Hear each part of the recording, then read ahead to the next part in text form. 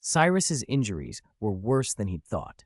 As Madame Pomfrey put it, this arm is more shattered than the tea leaves in divination. In other words, it looked like a crunchy noodle snack that had been smashed flat. Ginny and Hermione had meant to visit him right away, but Harry and Ron stopped them. They didn't want to squeeze into the hospital wing with all the Slytherins. "You're worrying too much, Ginny. Don't forget, he's Malfoy, not." Ron let the rest trail off, raising an eyebrow. Ginny understood immediately. Malfoy was the one hurt. What did that have to do with Mr. Riddle? At that point, she and Hermione weren't in any hurry. It was Malfoy's bad luck. Why bother? If it hadn't been for Mr. Riddle controlling him, they'd probably have wanted to set off fireworks.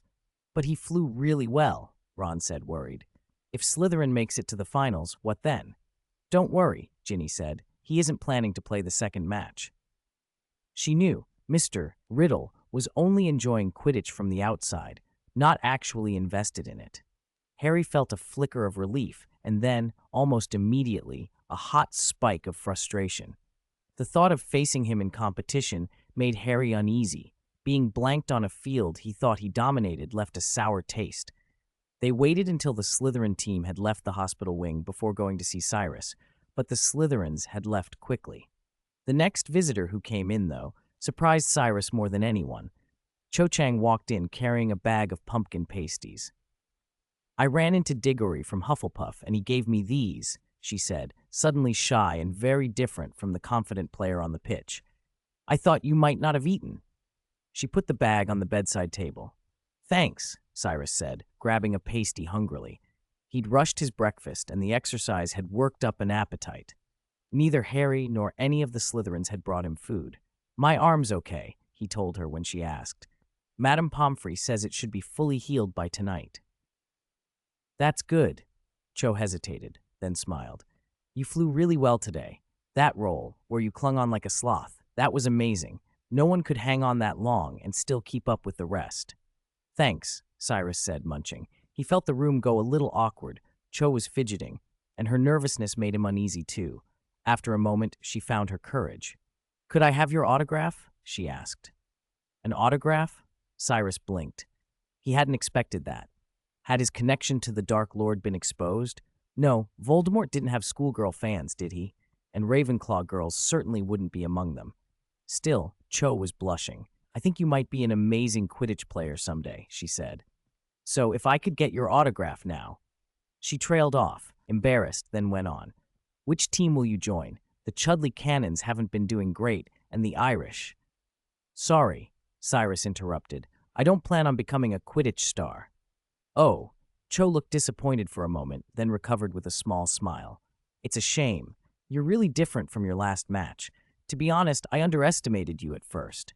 I didn't expect you to improve so quickly."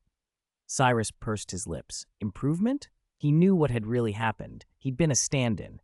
Malfoy would still be the same in the next match. Talented, perhaps, but soft, used to privilege, and not the sort to endure hard training.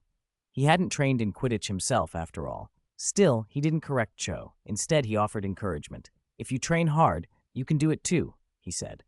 "Thanks," Cho said, standing. "I'll let you rest. Get well soon." She went to the door, paused, and turned back. "You're nothing like people say. Goodbye." Then she left. Cyrus was left alone with a half-eaten pumpkin pasty and a head full of ridiculous thoughts. Was Cho falling for him, or for Draco Malfoy? He shook his head. They'd only met once. Maybe she simply admired his flying. He popped the rest of the pasty into his mouth and shifted position on the bed. Still, if Draco were clever, Cyrus thought with a smirk, Harry would be miserable seeing his crush spending time with his sworn enemy. Unfortunately for that scenario, Draco seemed hopelessly fixated on Harry and had no time for anyone else. He stayed in the hospital wing for hours. By the time it was fully dark, Madame Pomfrey came out from behind her curtains, prodded his arm, checked it over, and finally said he could leave. The corridors were empty. Cyrus avoided the portrait's curious eyes, slipped a hand into his cloak pocket, and pulled out the Marauder's map. "I solemnly swear I am up to no good," he whispered, and the parchment unfolded itself, inked lines sketching the whole castle. Every corridor and room, except for some strange, unnamed chamber of secrets, was laid out. Tiny moving dots showed Hufflepuffs wandering around the kitchens.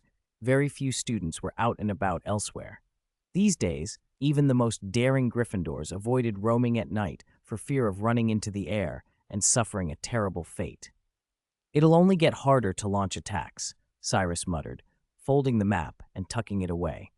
He turned toward the room of requirement. "Let's get back to studying alchemy.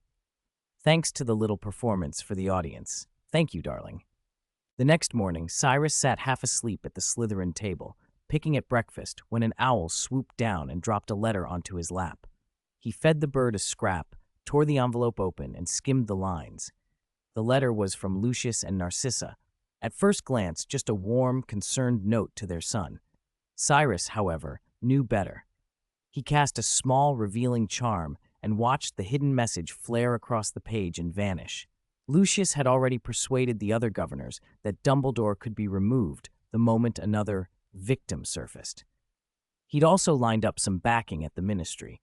Hagrid could be bundled off to Azkaban for a few days to smooth the way. His heart quickened, but he kept his face calm, folding the letter and slipping it back into his sleeve as if it were nothing.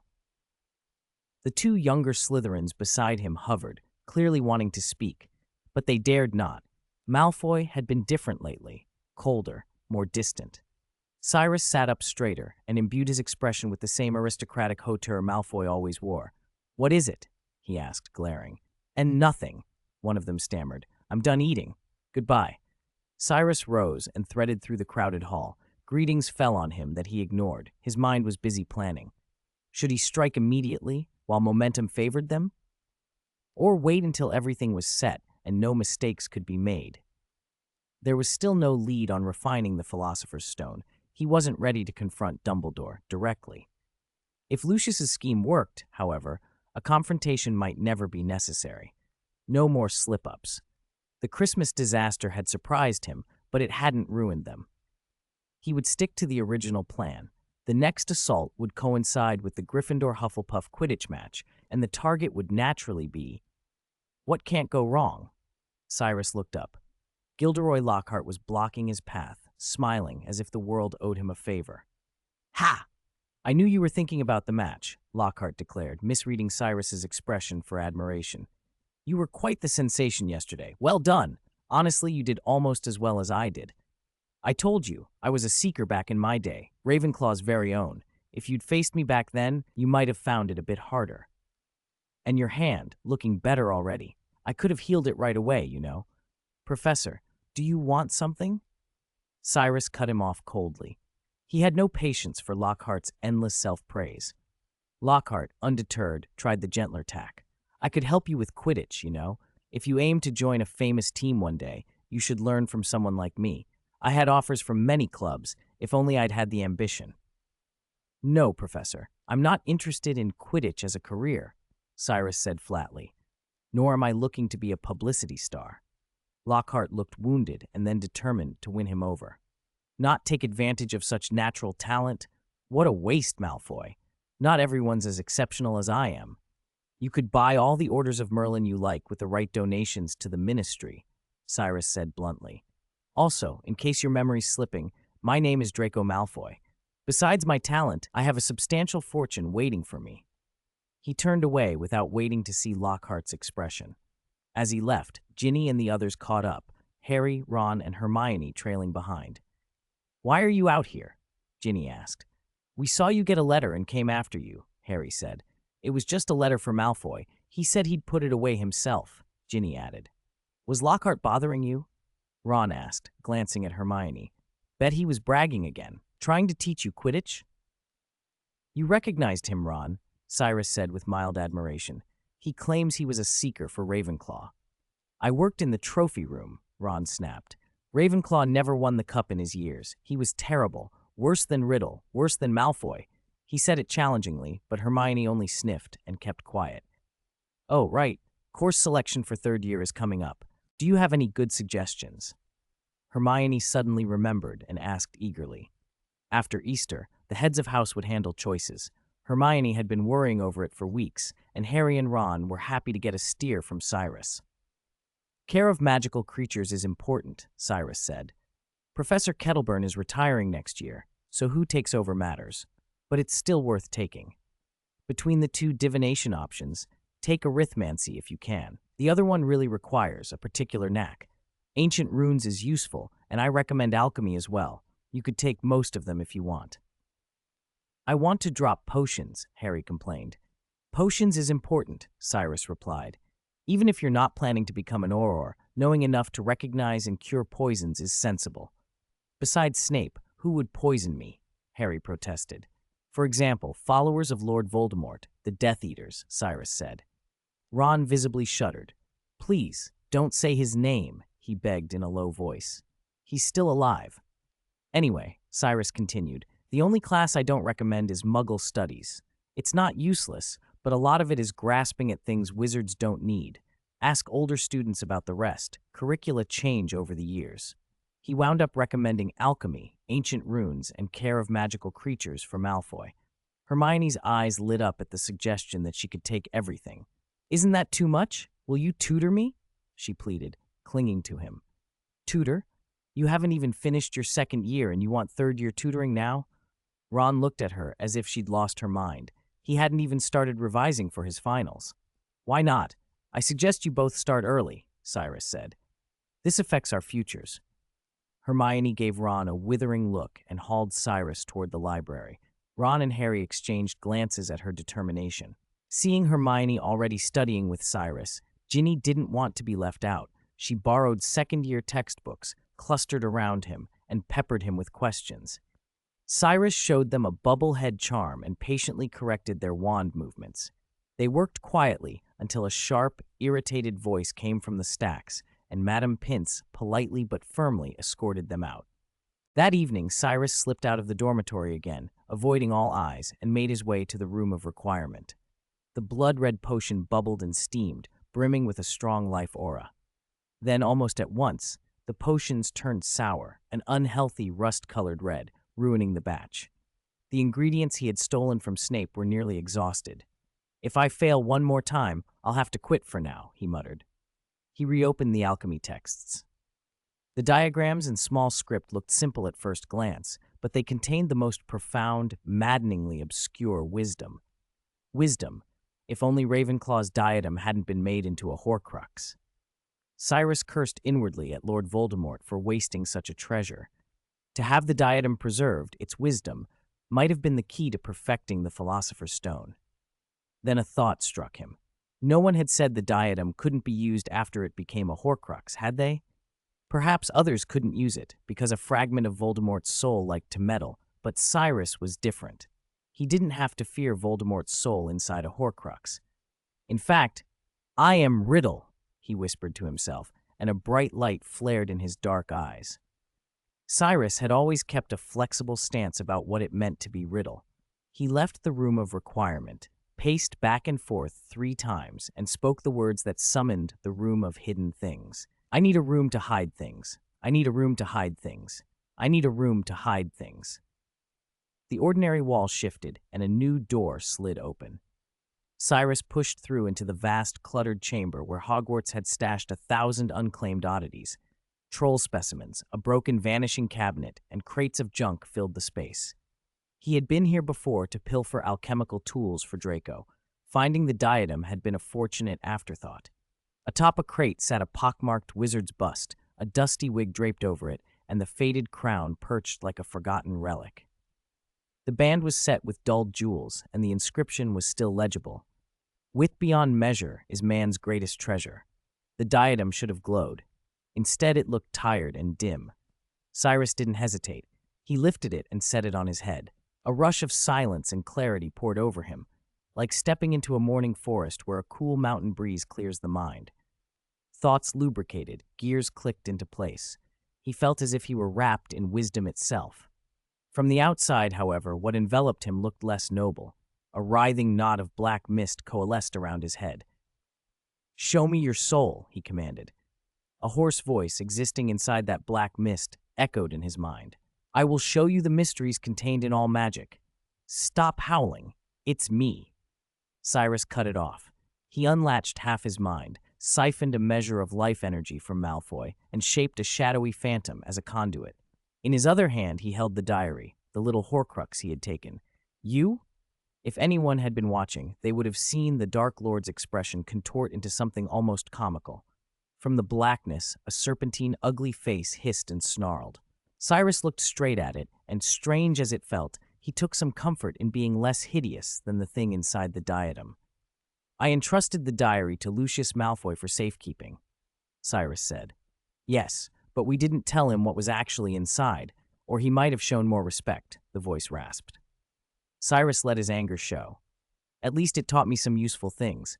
You would never have imagined. What? The blackness snapped.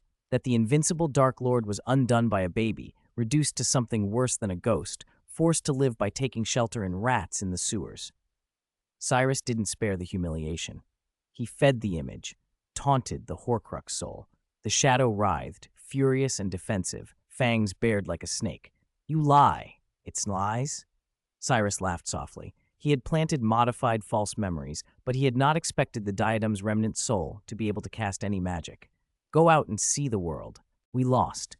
People are celebrating the boy who lived. He foiled us, here at the stone, and again last year. He recounted the year's events, Voldemort's possession of Quirrell to steal the Philosopher's Stone, and his defeat by Harry Potter, Lucius's sending of the diary to avoid scrutiny, with its subsequent carnage at Hogwarts. I've occupied Malfoy and sent the basilisk to strike several mudbloods in the Chamber of Secrets, Cyrus said, closing in on the soul trapped in the diadem. But it isn't enough. We must be resurrected. The Horcruxes make us secure. The voice in the diadem was proud again, confident in the plan to split the soul into multiple fragments. If all goes well, we will have 6 Horcruxes. Secure? Cyrus spat. Secure as living among snakes and rats in a filthy sewer? Don't forget who we are. He flared, driven by a deeper hatred. We changed our name to Lord Voldemort so that when we became the greatest wizard, people would fear even to speak it. Not so we should lie in a rotting ditch like a mangy dog. We need real power, better methods to overthrow Dumbledore, and that. He pressed his hand to the diadem, eyes flashing. Boy who lived.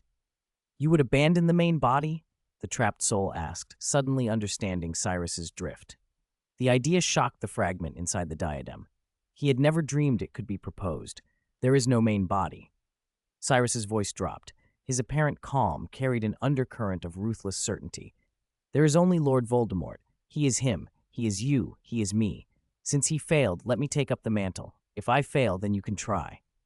Cyrus presented the greatest temptation back at the little trapped soul.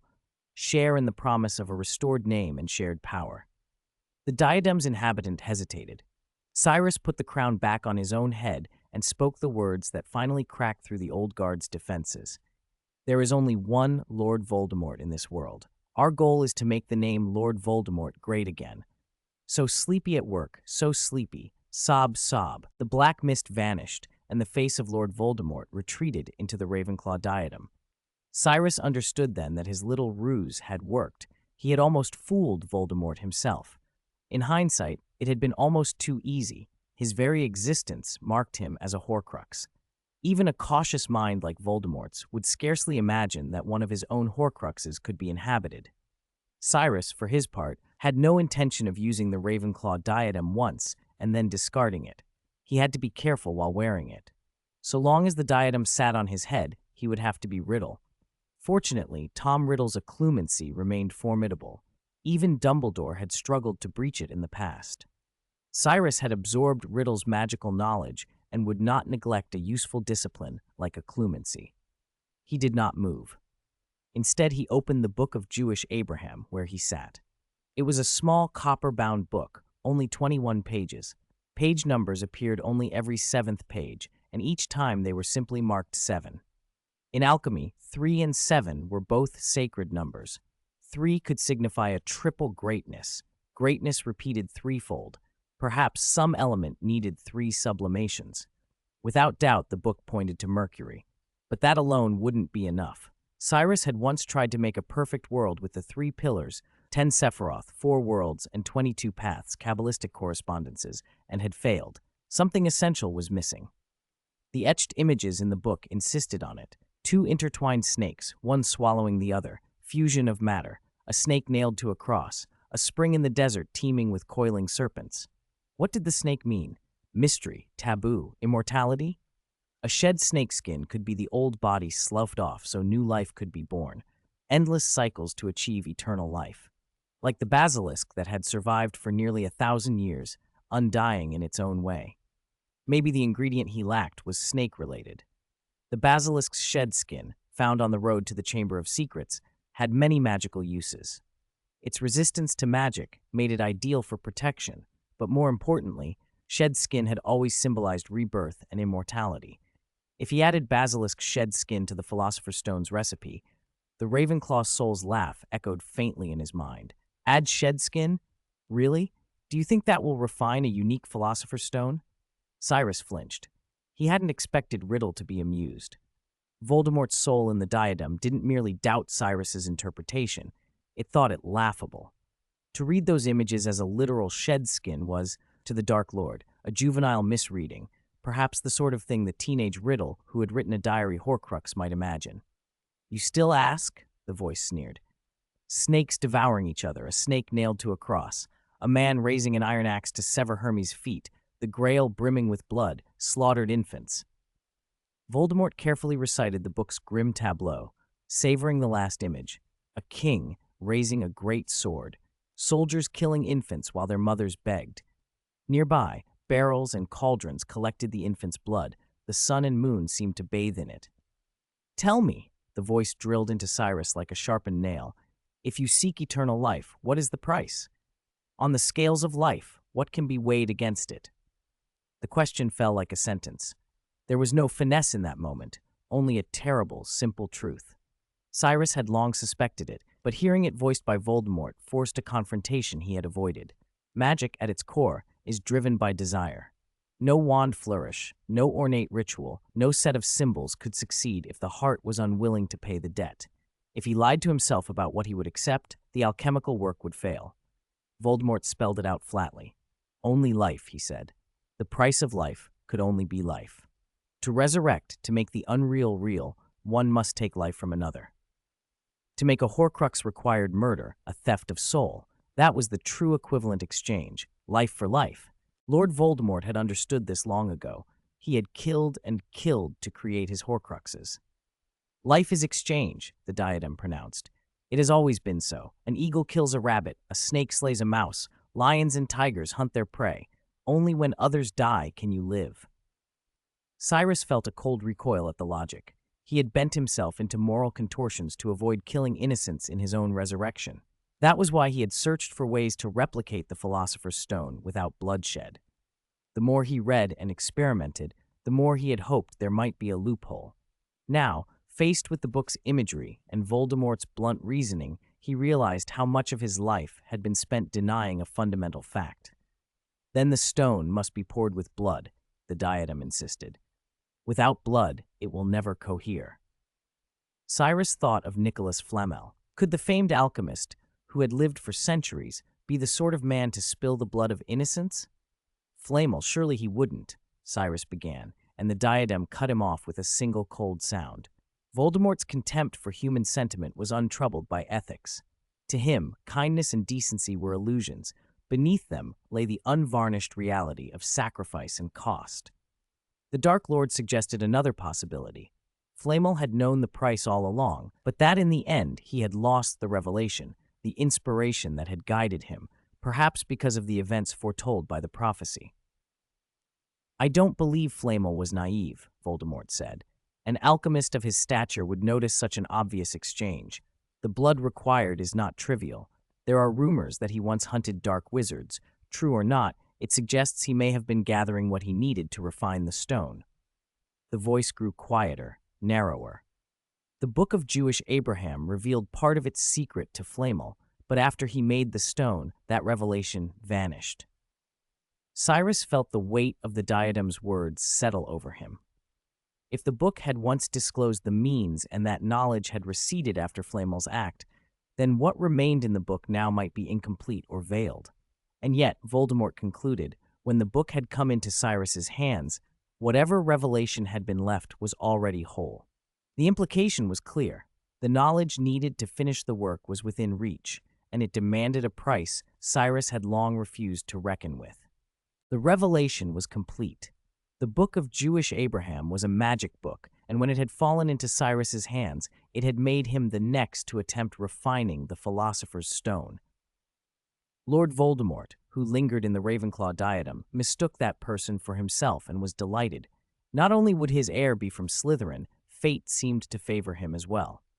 Cyrus, however, knew the truth. None of this was Voldemort's doing. Voldemort could not obtain Nicholas Flamel's stone, much less refine an authentic Philosopher's Stone.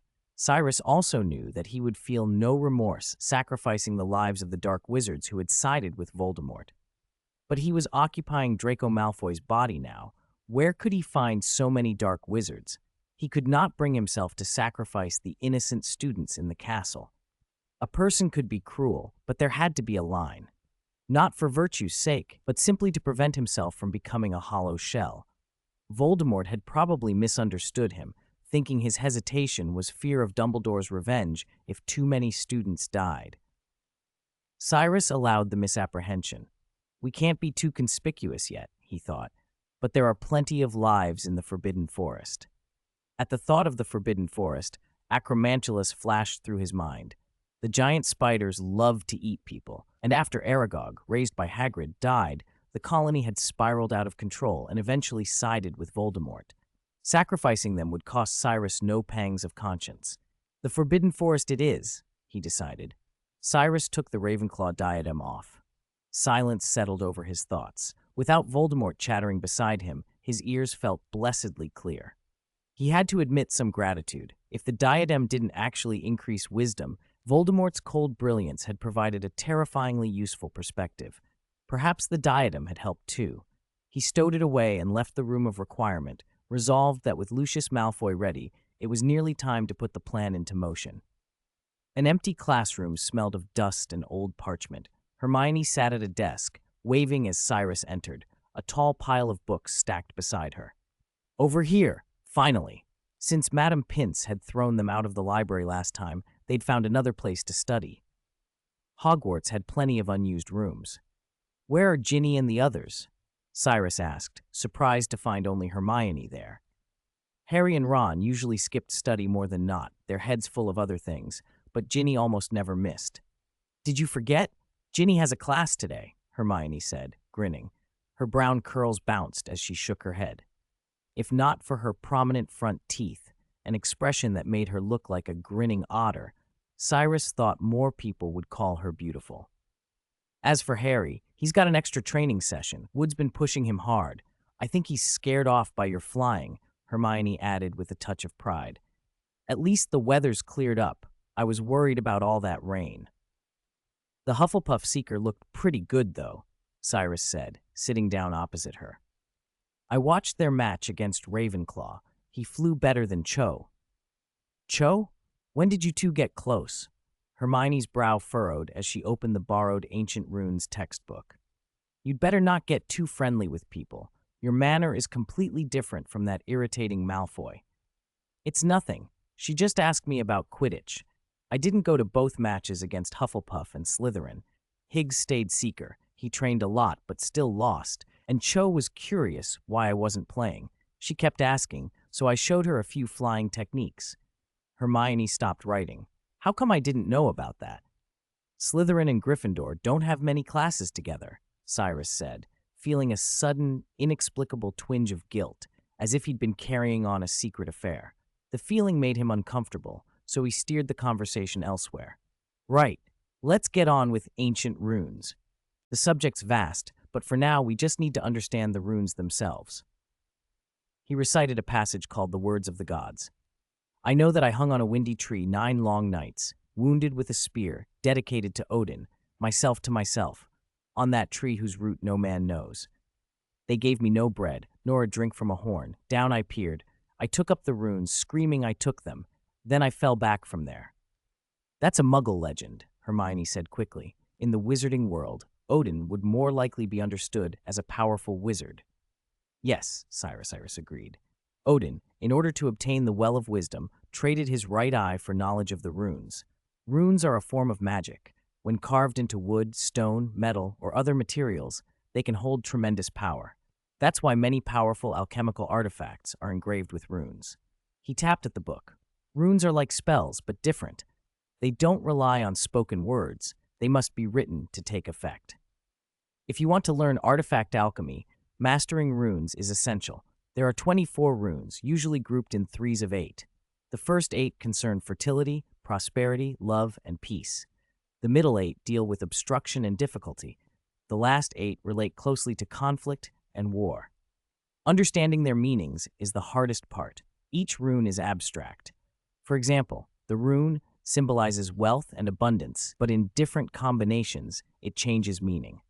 The Vanishing Cabinet's inscription, Sehe, literally reads as safe transfer.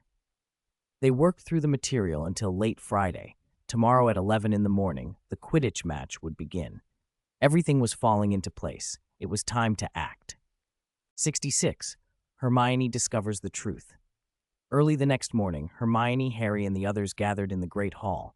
The weather was perfect, and Oliver Wood was in high spirits, loading every player's plate with scrambled eggs. "Go, Harry!" Hermione and Ginny cheered, though they kept glancing toward the Slytherin table.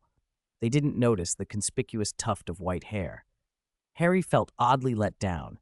He developed an inexplicable sympathy for Riddle, maybe because some of Riddle's experiences echoed his own.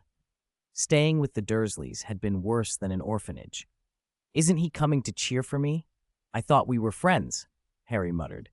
"He might have overslept," Ron said, trying to comfort him. "Besides, with so many people watching, it probably wouldn't be convenient for him to cheer."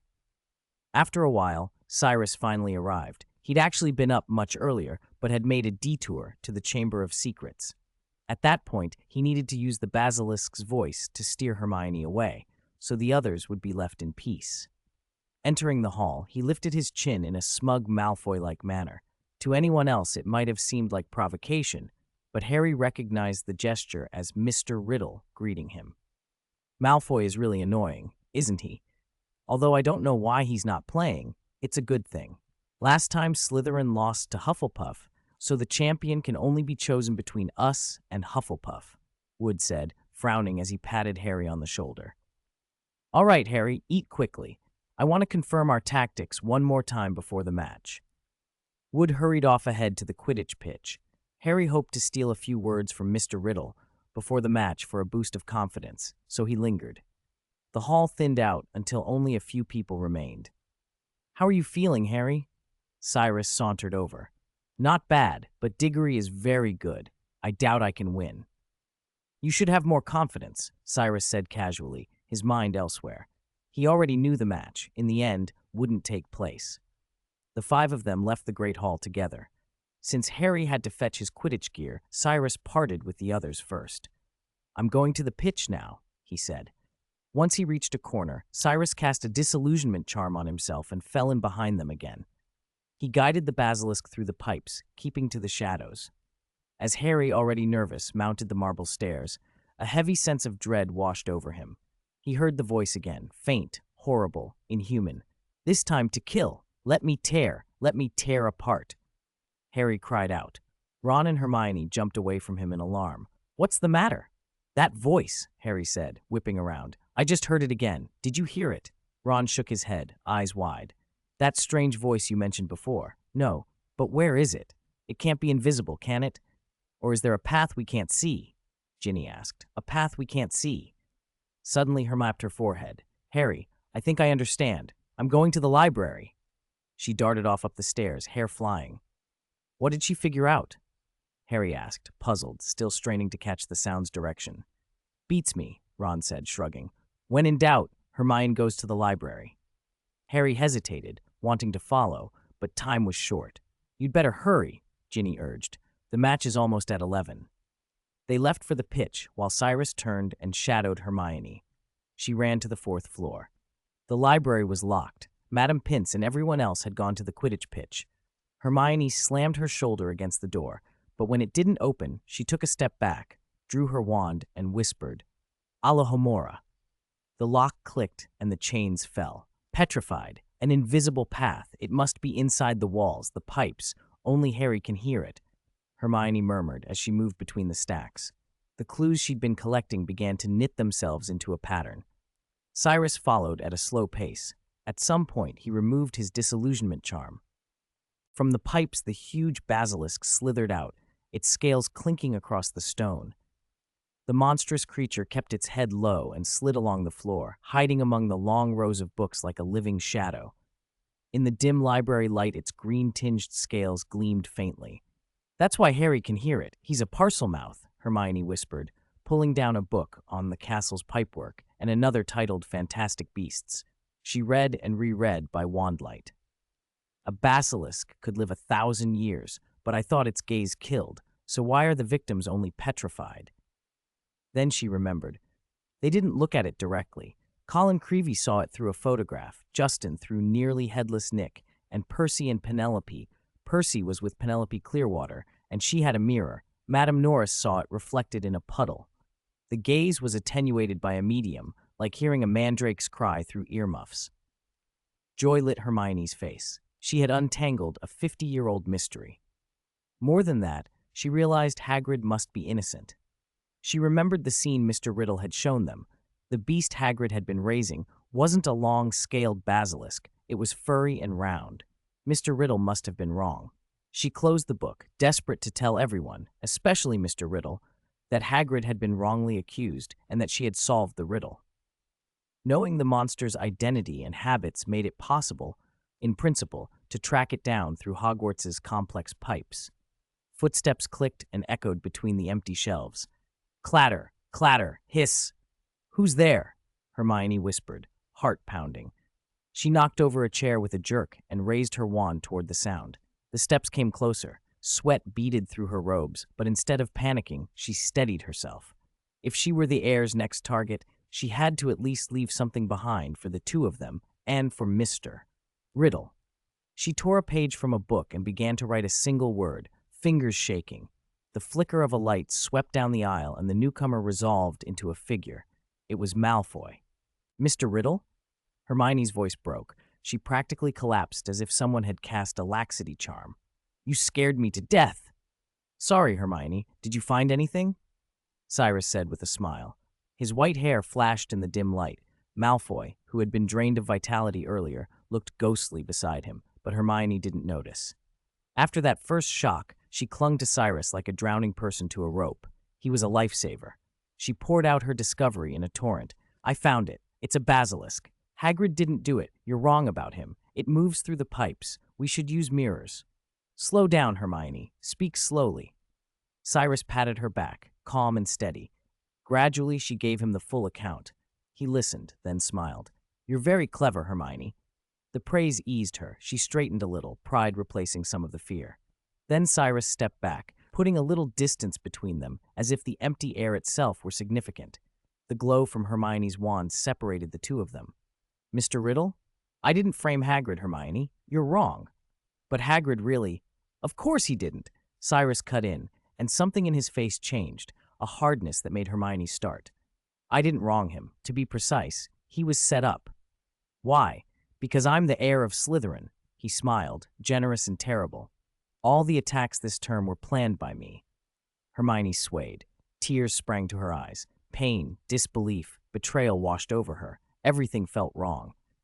How could the boy she'd spent so much time with, the one who'd helped her steal potion ingredients from Snape, the one who had tutored her, be the architect of those horrors? He'd even bathed with her. How could he do this? "But why? You grew up in the Muggle world, too. Are you like Malfoy? Do you think we're mudbloods?" The word hit her like a blow. She felt it down to her bones. "No," Cyrus said, voice flat. "I never thought that. But for resurrection, there must be sacrifice. This is a lesson. You shouldn't trust something that has a will of its own too easily." He spoke as if lecturing a child. "Now go to sleep, Hermione. Don't worry, I won't kill you." Something metallic scraped against the floor behind her, a sound shrill and sudden. Hermione realized, with a cold lurch, that she had not heard it before. Fear flooded back. She lunged at Cyrus. He did not block her. He let her struggle. She kept her eyes shut for the most part, anything to avoid the basilisk's gaze, but would open them briefly to check the creature's position. The great snake accelerated at the movement. Its scales, bright and steel-like, rasped across the flagstones and sent up sparks as its body lashed through the stacks and knocked over shelves. Hermione ran like a mouse through the narrow aisles. In the cramped space, the basilisk's enormous length was both terrifying and clumsy. She fired spells behind her as she fled, spells Cyrus had taught her, and each gave her a strange, bittersweet pang. Avifors, she cried. Serpensortia, Stupefy, Glacius. Her spells leapt from her wand like fireworks. They bloomed and died. The basilisk's iridescent green scales absorbed them, barely slowed. Even a freezing charm that might chill a salamander couldn't hold the creature. It moved faster than she could, but Hermione was nimble, ducking and weaving between toppled shelves. Cyrus watched patiently, letting the monster herd her toward the center of the library. He watched as she squeezed into the gaps and as the basilisk smashed anything in its path with its powerful tail. At last, Hermione made for the main library door. If she could throw it open, maybe she could get to someone. Maybe she could expose Malfoy. No, expose Riddle. She slammed her shoulder into the wood and spat. Alohomora! Alohomora! She tried again, poking the lock with her wand, stamping her foot until her voice broke. The door didn't even tremble. It's useless, Cyrus said, coming closer. I already cast the countercharm. The monster was almost on her. Its girth blocked her escape. Its fetid, cold breath slapped her face. Hermione's back was pressed to the stacks. She couldn't remember to breathe. Her eyelids felt like lead. No more tricks? Cyrus mocked and flicked his wand between two fingers. She tried to force a bubblehead charm around herself. She remembered, dimly, that he'd taught her how to avoid the basilisk's gaze.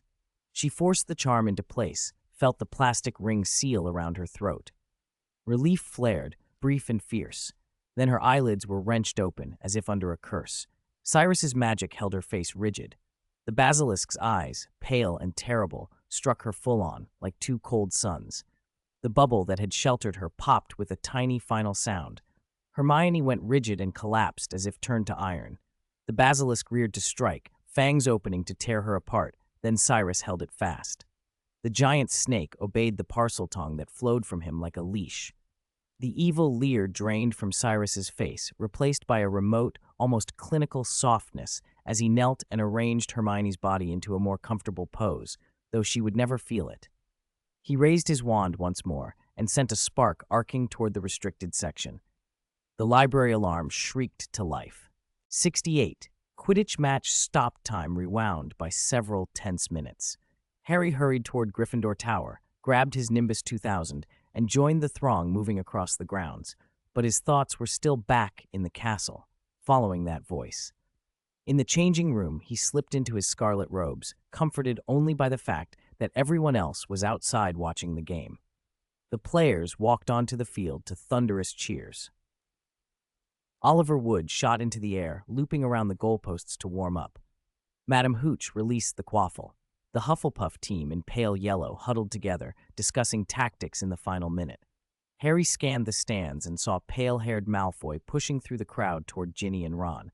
Hermione was nowhere to be seen. Cyrus, panting, sat beside Ginny. "Finally found you. Where's Hermione?" he asked.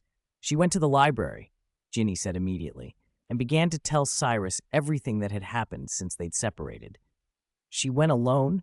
You shouldn't have let her go by herself. What if there's danger?" "No way the heir would just happen to know Hermione's location," Ron said, skeptical. Then, just as Harry was about to mount his broom, Professor McGonagall sprinted across the pitch, clutching a large purple megaphone. Harry felt his heart drop. Another attack, he thought. That earlier sound had been the sign the monster had begun to act. Ron went white and leapt onto the field. "It can't be," he started. Cyrus and Ginny followed. Professor McGonagall's voice bellowed into the megaphone. "The match is cancelled." A chorus of boos and angry shouts rose from the stands. Oliver Wood landed, crestfallen, then ran toward McGonagall without dismounting. "But Professor," he cried, "we have to play. Quidditch, Gryffindor." McGonagall ignored him and continued, voice cold and hard. "All students must return to their house common rooms, where their head of house will provide further information. Please leave as quickly as possible." She set down the megaphone and beckoned Harry over. "Potter, I think you'd best come with me." Harry wondered why he was always the one people sought out when something went wrong. He was fine on the pitch. How was this attack linked to him again? Amid the roar of nearly 1,000 students, Cyrus, Ron, and Ginny pushed through the crowd and hurried toward them. McGonagall looked at Ron, unusually lenient. "Perhaps you'd best come too, Ron Weasley," but she cut off Cyrus and Ginny. "As for you two, hurry back to your house common rooms. Especially you, Malfoy." With that, she left, taking a bewildered Harry and Ron with her. Harry glanced back and saw Cyrus and Ginny standing alone on the green, the packed stands behind them. For a moment, the world felt split in three. The tumult seemed far away, and the furious figure of wood looked like a silhouette in a silent film. "What exactly happened?" Ginny asked, terrified. "I'm afraid something unexpected has occurred," Cyrus said slowly. "Let's go back for now. I'm sure Harry and Ron will tell us what happened when they return." Ginny murmured. "I hope Hermione is all right." "Hermione," Ron gasped in the hospital wing. Their worst fears had come true. Professor McGonagall hadn't taken Harry and Ron to an office, but straight to the hospital. Hermione lay motionless, eyes unnaturally wide and vacant. "She was found near the library," McGonagall said. "Can either of you explain this?" Madame Pomfrey examined Hermione and frowned. "Someone forced her eyes open," she said.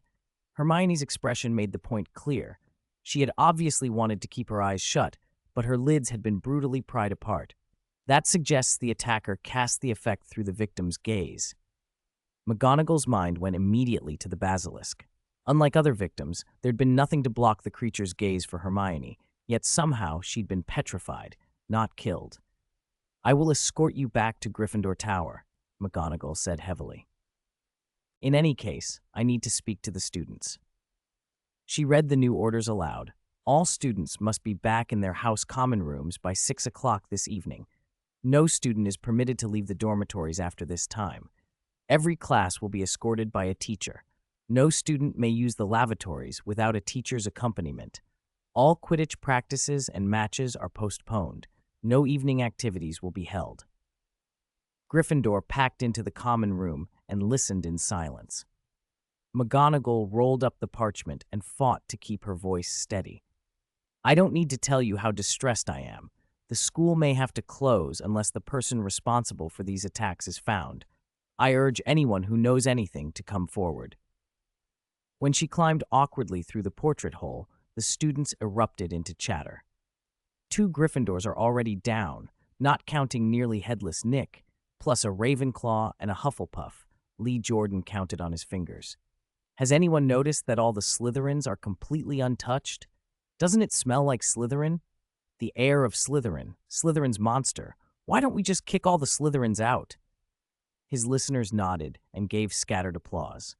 Harry wasn't really listening. He couldn't get the image of Hermione like a stone statue out of his head. If the school closed, he'd be sent back to the Dursleys. He understood suddenly why Tom Riddle had accused Hagrid, because Riddle had faced the same threat of being returned to a Muggle orphanage. Harry felt the chill of that possibility. "What should we do?" Ron whispered into his ear. He and Ginny were huddled in a corner. "Do you think they suspect Hagrid?" "We have to talk to him," Harry decided. "I can't believe it's him this time. But since he let the monster out last time, he must know how to get into the Chamber of Secrets. That could be our breakthrough."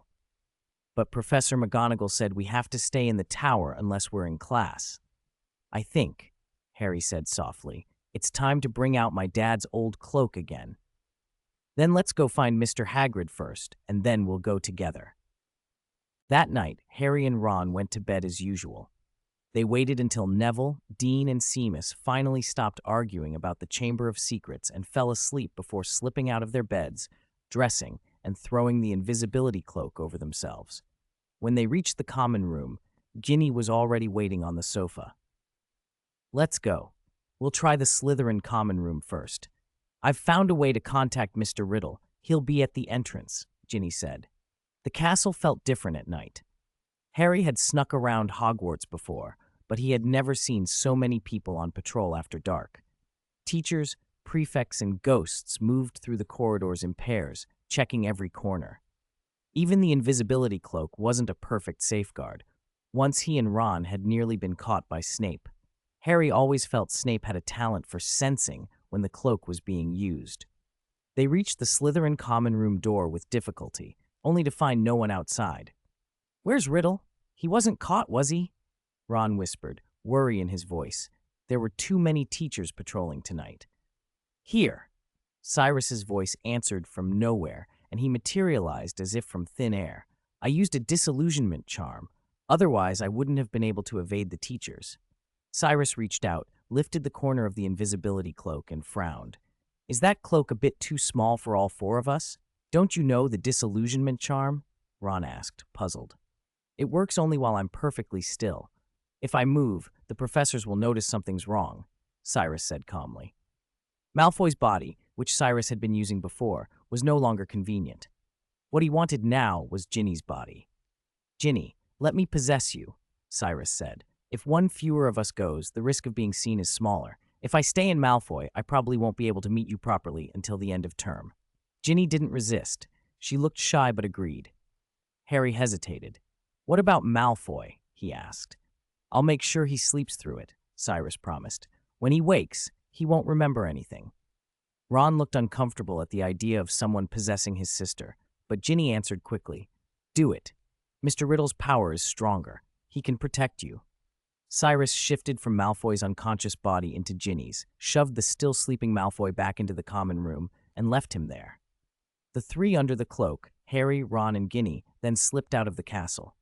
Harry and Ron both felt odd. They had gotten used to Cyrus being Malfoy, and now he was in Ginny. There was no time to worry. The night sky was clear and full of stars as they hurried toward Hagrid's hut. They kept the cloak on until they reached his door. A few seconds after they knocked, Hagrid flung it open, crossbow raised, Fang barking behind him. It was the first time Harry had seen Hagrid look so fierce. "Oh, it's you lot," Hagrid let out, relaxing and lowering the weapon. He glared at them. "What are you three doing out of bed?" "What's that for?" Harry asked, nodding at the crossbow as they came inside. Cyrus made himself as small as possible. Nothing, Hagrid mumbled. "I thought, never mind. Sit down, I'll make some tea." He was distracted, spilling water from the kettle and nearly putting the fire out. His big hand trembled and he knocked over the teapot. "Are you all right, Hagrid? Have you heard about Hermione?" Harry asked. "Oh, yes, I heard," Hagrid said, his voice thick. He was clearly upset, but he kept glancing anxiously at the window, as if bracing for something worse. "I don't think you need to worry too much. She'll be fine. She will." He poured cups of tea for them and then, absent-mindedly, forgot to put the leaves in. As he reached for a thick slice of fruitcake, there was a loud knock at the door. The cake dropped from his hand, and Hagrid looked flustered. So did Harry and Ron, and even Cyrus felt a prick of panic. He knew who would be at the door. "Hide. Quick," Cyrus hissed, pulling the invisibility cloak down over all three of them. They huddled behind the sofa. Cyrus's breaths were shallow and fast. Dumbledore was coming. Hagrid, seeing no one at the door, seized his crossbow and flung it open again. "Good evening, Hagrid." Albus Dumbledore came in first, looking very serious. Behind him stood a short, stout, anxious-looking man. Messy gray hair, pinstriped suit, bright red tie, long black cloak, and purple-pointed boots. He carried a dark green bowler hat under his arm. "That's my dad's boss," Ron whispered, eyes wide. "Cornelius Fudge, the Minister for Magic. Don't say a word." Cyrus clamped a hand over Ron's mouth. The movement caught Dumbledore's attention. His blue eyes swept toward the sofa, and for a moment, a mild amusement crossed his face. Then he looked away, as if he hadn't noticed anything. Cyrus wondered if Dumbledore could sense the cloak. He had studied such things a long time. Dumbledore might have known someone was hidden, but not how many were under the cloak. Hagrid went pale and began to sweat. He sank into a chair, staring between Dumbledore and Fudge. "This is bad, Hagrid," Fudge said briskly. "Very bad. I had to come. There have been 4 attacks on Muggles, too many. The Ministry has to act." "I didn't," Hagrid began, his hands shaking. "You know I didn't, Professor Dumbledore. Sir?" "I hope you understand, Cornelius. I have total faith in Hagrid," Dumbledore said, frowning in concern. "You must see it from my side," Fudge replied, fumbling with his bowler hat. "I'm under enormous pressure. I have to do something. Hagrid's past record works against him. Contact has already been made with the school governors. We must take precautions." "But Cornelius, removing Hagrid will be no help at all," Dumbledore insisted.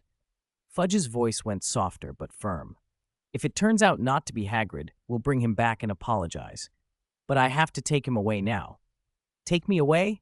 Hagrid asked, trembling. "Where to?" "It will only be temporary, just a precaution. If someone else is found, you'll be released and will apologize," Fudge said, though he never looked Hagrid in the eye. He may have felt some shame. These measures were effectively pushing Hagrid into taking the blame, but he seemed convinced it was necessary. Dumbledore protested, but he did not, or could not, stop Fudge. Cyrus felt the weight of Dumbledore's authority even more keenly in that moment, calm, commanding, but unable to turn back the Ministry's decision. 70. Dumbledore was driven away. Another heavy knock sounded at the door. Dumbledore went to open it. Harry gasped when a familiar, dour figure stepped inside. Lucius Malfoy, wrapped in a long black traveling cloak, a cold, satisfied smile on his face. Fang began to bark furiously. Seeing Malfoy, Cyrus finally allowed himself to relax.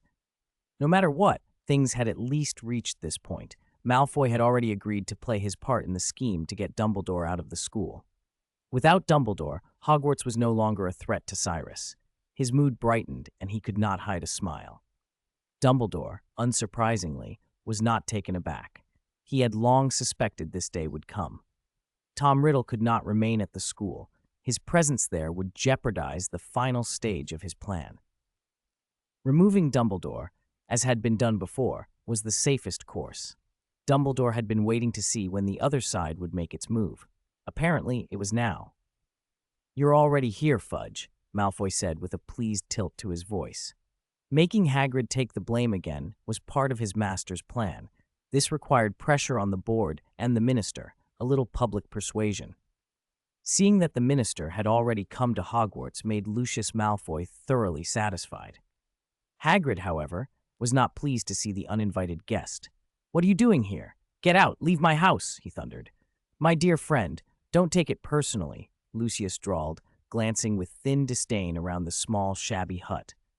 "Oh, this is what you call a house?" he sneered. Malfoy's manner grated. If Cyrus hadn't known Lucius was on his side, he might have wanted to punch him himself. "What do you want with me, Lucius?" Dumbledore asked politely. "Things are terrible, Albus." Lucius unfurled a long parchment with slow, theatrical care. He looked utterly at ease, as if victory was already in his hand. "The Board of Governors feels you should step down. A temporary suspension. 12 governors have signed it. We feel you may not be using your talents where they're needed. How many attacks have we had so far? If this continues, there will soon be no Muggle students left at Hogwarts, and that would be a terrible loss for the school." He spoke as if he was grieving the situation, batting away responsibility in a voice of faux concern. "No. What are you talking about, Lucius?" the minister stammered, alarmed. "Dumbledore suspended. No, we don't want that now. The appointment or temporary suspension of the principal is a matter for the Board of Governors, Minister," Lucius said coolly. He had never respected Fudge's authority. The ministry has no right to interfere, since Dumbledore has failed to prevent these attacks. "But you see, Lucius, if Dumbledore can't stop them," Fudge protested weakly, sweat beading at his upper lip. He could not fathom why the governors would suspend Dumbledore at such a critical time. "I mean, who can stop them?" "We'll see," Malfoy replied with a sly smile. "Stop them?" He had no intention of stopping anything. Hagrid, red-faced with fury, stepped forward as if to strike. "How many people did you threaten and blackmail to make them agree, he began. Lucius was unimpressed. "A word of advice, don't shout like that at Azkaban's guards," he said. "They don't take kindly to being sworn at." The thought of Dumbledore being suspended terrified Hagrid into every emotion but caution. "You can't take Dumbledore. If you take him away, there'll be no chance for Muggles. There'll be murders." "Calm down, Hagrid," Dumbledore said sternly, though he kept a steady gaze on Lucius. "If the Board of Governors wishes me to step down, Lucius, I will, of course, vacate the position." "No," Hagrid barked. Dumbledore's eyes fixed on Lucius's cold gray ones, then swept the room, a look that was equal parts warning and reassurance. He had seen more than he let on. He had noticed Harry and Ron, and even Cyrus. "However," Dumbledore said slowly and clearly, ensuring every word reached everyone present, "I will have truly left this school only when those who remain here turn against me. You will also find that at Hogwarts, help is always given to those who ask for it. Commendable sentiment, Malfoy said with exaggerated courtesy, bowing slightly. We will all miss your unique methods, Albus, and can only hope your successor can thoroughly stop these murders. He opened the hut door and bowed Dumbledore out as if escorting a disgraced noble. Fudge fussed with his top hat, expecting Hagrid to go before him. Hagrid, however, stood rooted, took a deep breath, and said cautiously, "If anyone's looking for something, they just need to follow the spiders. That'll point 'em the right way. That's all I'm saying." Fudge stared at him in astonishment. "All right, I'm coming," Hagrid muttered, hauling on his moleskin coat. But just as he was about to follow them out, he stopped, turned back, and called loudly, "Someone's got to feed Fang while I'm gone." The door slammed shut behind them. As soon as it was safe, Ron tore off the invisibility cloak. "This is bad," he said hoarsely. "Dumbledore's gone. They'll probably close the school tonight. There'll be attacks every day once he's not here." Fang barked and scratched at the closed door in fury. By the next day, news of Dumbledore's departure had spread through Hogwarts and beyond, and an unprecedented wave of fear descended on the students. For Cyrus, however, the development was cause for elation. The weather seemed fitting, clear skies, sunlight glittering on the lake, and the forbidden forest looked lush and alive. Cyrus drank it in greedily through Ginny's body, savoring the sense of vitality. For the rest of the school, dread hung like a cold mist. For Cyrus, rebirth drew ever closer. The weather was finally starting to warm. The sky seemed a little higher, a little clearer. It would have been a perfect day for Quidditch, but the match had been canceled, and even going for a walk felt like a luxury. The corridors were empty between classes, professors patrolled everywhere, and no one was allowed to loiter. Students had to line up and be personally escorted by their heads of house. The whole school felt claustrophobic and tense. Even in the Gryffindor common room, nobody wanted to joke around. Every face was tight with worry. Everyone just wanted to get through the term. Professor McGonagall was doing everything she could. She wanted to find the heir and end this, but there were no clues.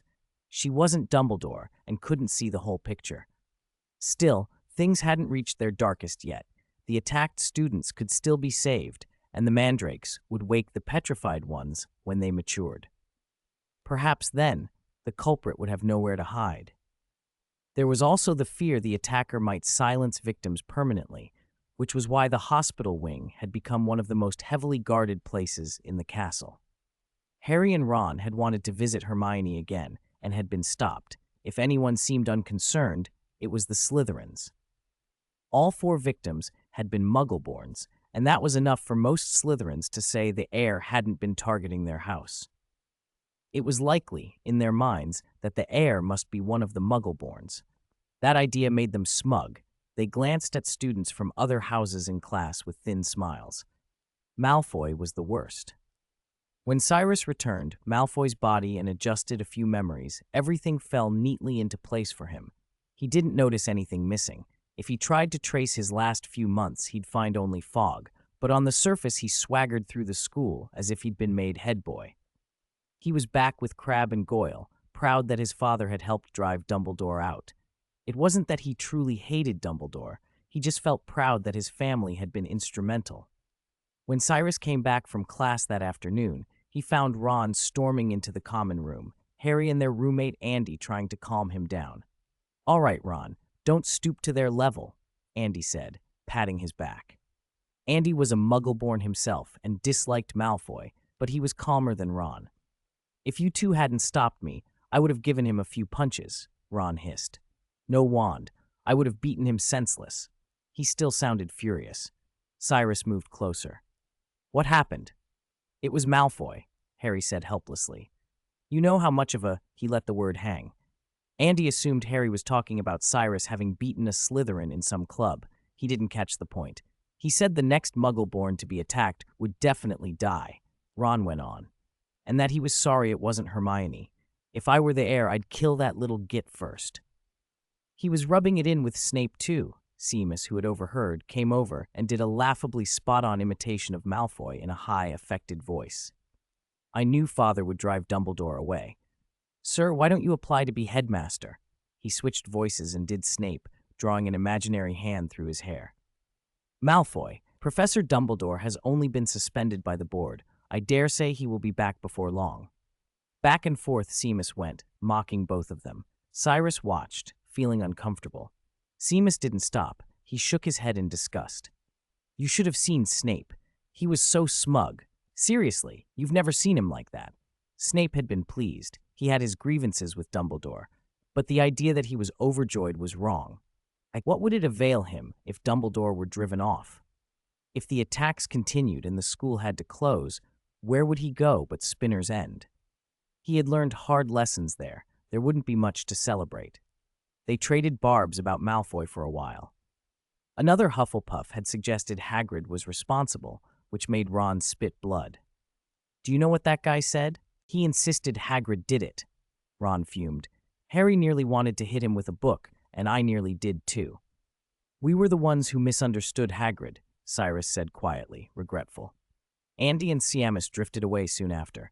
Despite everything, the school hadn't canceled exams, and everyone felt they had to study to avoid disaster at the end of the term. If Hermione knew about this, she'd be heartbroken, Cyrus said, trying to make light of it. She wouldn't want to miss any exam.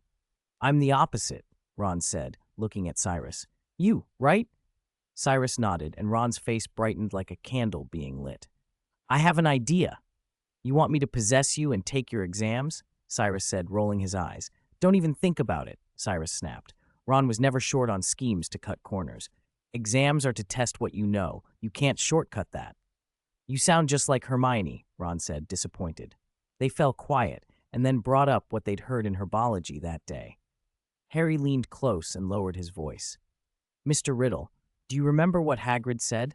If anyone wants to find something, they need only follow the spiders. They'll find the way. Hagrid said he saw spiders heading toward the trees, Ron added, almost reverent. He said they were going in the same direction. I bet they're going toward the Forbidden Forest, though maybe it isn't as far as the forest itself. The thought of spiders was enough to make Ron jittery, let alone the idea of the Forbidden Forest. But with the hair in the air and Hermione still petrified, none of them wanted to give up. Harry wouldn't. Then let's go tonight, he said. Cyrus felt the familiar prickle of anticipation. Time to work again. He grumbled inwardly about the short weekend and readied himself. Something was happening tonight. 72. Marauders Map Contract Magic. Waiting until late at night wasn't easy. Fred and George were the only ones in Gryffindor who still had energy. They nagged Harry and Ron into playing Exploding Snap until near midnight.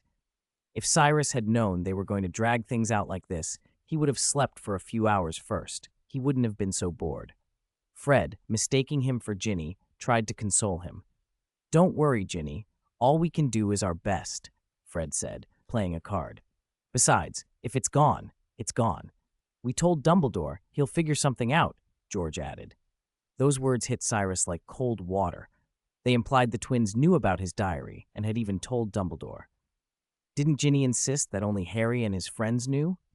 Cyrus felt his stomach drop. Even if the diary's exposure didn't change the immediate situation much, others had already been expelled, and if things went as planned, Fawkes alone would end up helping Harry against the basilisk.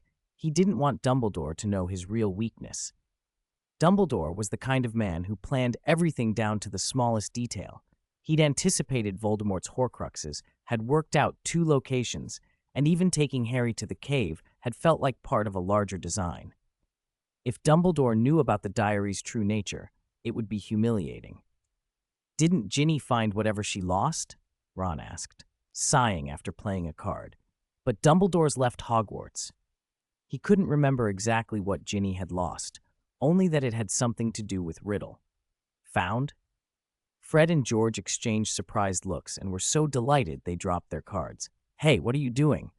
I was about to win, Ron protested, but the twins ignored him and eagerly grabbed Cyrus's shoulders. That heir should be helpless now. Without the map, they'll have a hard time getting any advantage, Fred said. Map? Of course. After all the talk, they were talking about the Marauders map. Cyrus exhaled. Dumbledore's knowledge about the map's existence didn't worry him the way the diary did. The map only worked fully in one's hands, and its magic was peculiar. Cyrus had studied it. He believed its power relied on Hogwarts itself, a vast, magical castle. The Marauders had likely invoked sources tied to Hogwarts' authority when they made it, binding everyone who set foot inside to a magical contract. In the magic world, such contracts are notoriously difficult to break. The Fidelius charm, for example, as long as it holds, not even Voldemort can find what's hidden. Even if Dumbledore wielded the Elder Wand, he'd still need the map to do anything with that kind of binding magic. "Lend me the map for a few more days," Cyrus asked Fred and George. "What kind of map is it? That mysterious?" Ron, no longer focused on exploding Snap, looked at him with curiosity. "None of your business," the twins answered at once. They didn't want Ron in on it. They knew how he'd pester them for it. "Ginny, you're not allowed to say anything either," Fred and George warned, then left. Ron turned his eager gaze to Cyrus.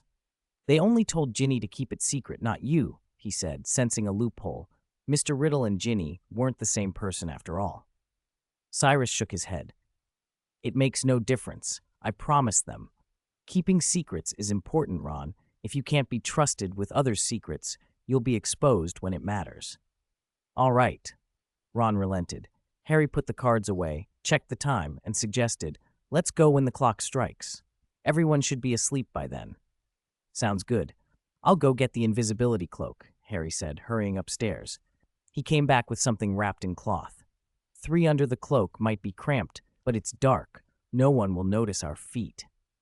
"I'll use a disillusionment charm," Cyrus said. He didn't want to be squashed under the cloak this time. The castle route was dangerous. Professors were patrolling in rotating watches more often since Dumbledore's departure. The mood in the staff was tense. Even Snape looked worried these days. They crept through the entrance hall, pressed against the oak doors, tipped through the crack without a creak, and emerged into the moonlit grounds.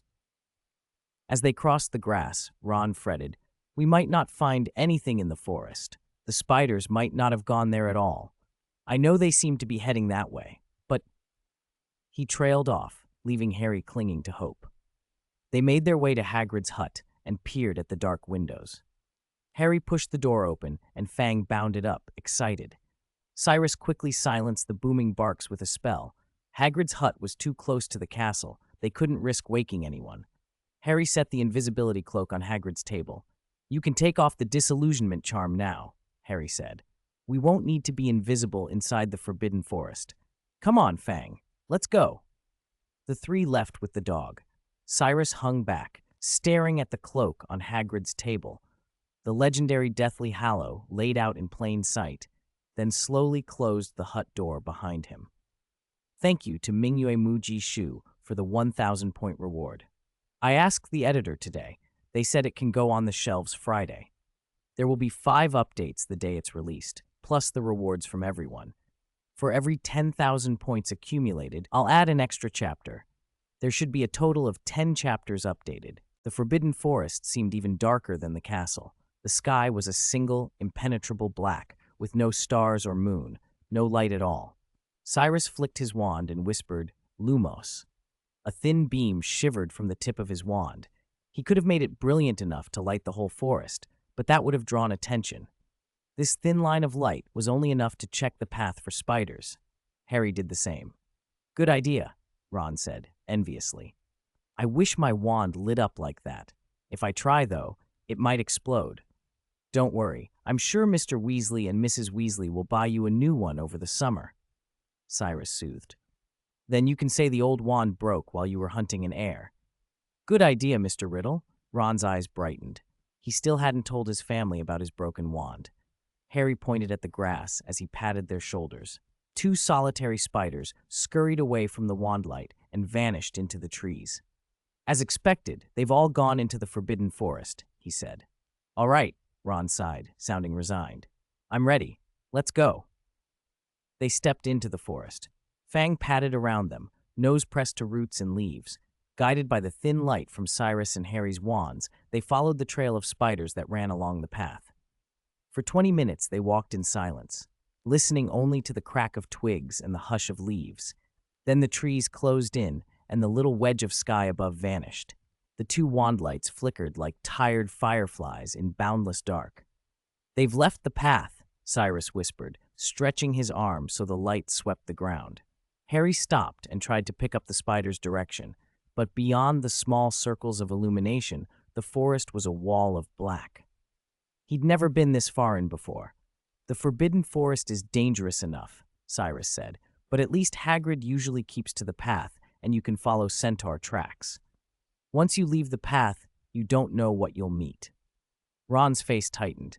Harry remembered Hagrid's warning about never straying from the path, but Hagrid was far away now, probably locked up in Azkaban, and the only lead they had was the spiders. "We have to trust Hagrid," Harry said firmly. There wasn't really another choice. Hagrid's trustworthy, but... Cyrus pursed his lips and led the way forward. Ron seemed on the verge of saying something else. "I don't mean I don't trust Hagrid," he murmured. "He thinks dragons nipping him are fun, but it's different for us. Do you know how long my hand swelled after Norbert bit me?" "Think of Hermione," Harry cut in. "We have to save her." "For Hermione," Ron repeated, and they pushed deeper into the thicket. The forest path was rough and seldom used. Roots and stumps tripped them at every step, and the night made even nearby obstacles hard to see. After a while, the ground sloped down. The trees were still dense as before.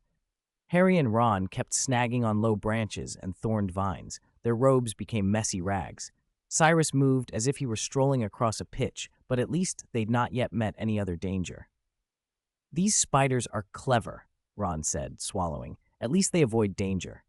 "Or nothing else dares to come near here," Cyrus said, eyes flashing. This was Acromantula territory. No sane magical creature would wander in to be eaten. "Don't scare me," Ron whispered. Fang suddenly trembled, tail tucked. He whimpered and whimpered, the sound cutting through the dark and making Harry and Ron jump. "What is it?" Ron hissed, squinting into the black and clutching Harry's arm. Something moved to their right, a heavy, slow force pushing through the undergrowth and snapping branches. They froze, every hair on their necks prickling. Cyrus didn't seem fazed. He already knew what was there. "All right, it's not a monster," he said. "It's the car you used to come to school." A blinding light flared to their right. Harry and Ron raised hands to shield their eyes. Fang bounded, trying to flee, then tripped in thorns and rolled. "Quiet," Cyrus murmured, and cast a charm to soothe him. The car came through the trees. "The car?" Ron's voice was a strangled mix of relief and astonishment. "It really is our car." They stumbled toward the light and found a small clearing. Mr. Weasley's flying Ford Anglia sat at the center beneath a tangle of branches, its headlights blazing. It was empty, wings scratched and splattered with mud, looking half wild. Ron walked around it like a child reunited with a pet. "In the Muggle world, it'd be scrap," Cyrus said thoughtfully. "But the RAS, someone modified it. Magic and technology aren't completely separate after all." The thought intrigued him. Other possibilities flashed through his mind, and he forced them away. Fang pressed close to Harry, keeping a wary eye on Cyrus, the wizard who had given him calming spells, and shivered. Harry and Ron's breathing returned to normal. "I thought it was going to attack us," Ron said, leaning on the car and patting its cold metal. Harry was already scanning the ground, trying to pick out spider shapes, but the spiders had scattered from the car's bright beams. "We've lost the trail," he said. "Don't waste time." But Ron had gone pale. He was staring at a spot 10 feet in the air behind Harry, frozen with fear. Cyrus lifted his wand and looked up. Several massive acromantula were on the trunk above them, their many eyes glittering and pincers working. Cyrus could have struck them down at once, but after a second's thought, he did nothing. Before Harry or Ron could react, huge pincers reached down and seized them, lifting them off the ground. They dangled helplessly, struggling, as the spiders hauled them into the ink-black thicket. Cyrus watched as they were dragged away and simply let them go. Cyrus lost track of how long he had been in the creature's grasp. The darkness suddenly thinned, and the leaf-strewn forest floor was revealed, heaving with spiders. He turned his head and saw that they had arrived at the rim of a broad, cleared hollow. The clouds had parted enough for starlight to fall across the terrifying scene. These were nothing like the tiny spiders that scurried through the fallen leaves. Each was the size of a carriage horse, 8 legs, 8 eyes, black, hairy, and enormous. The giant acromantula that had carried them descended a steep slope toward a mist-veiled, dome-shaped web in the center of the hollow, surrounded by its kin.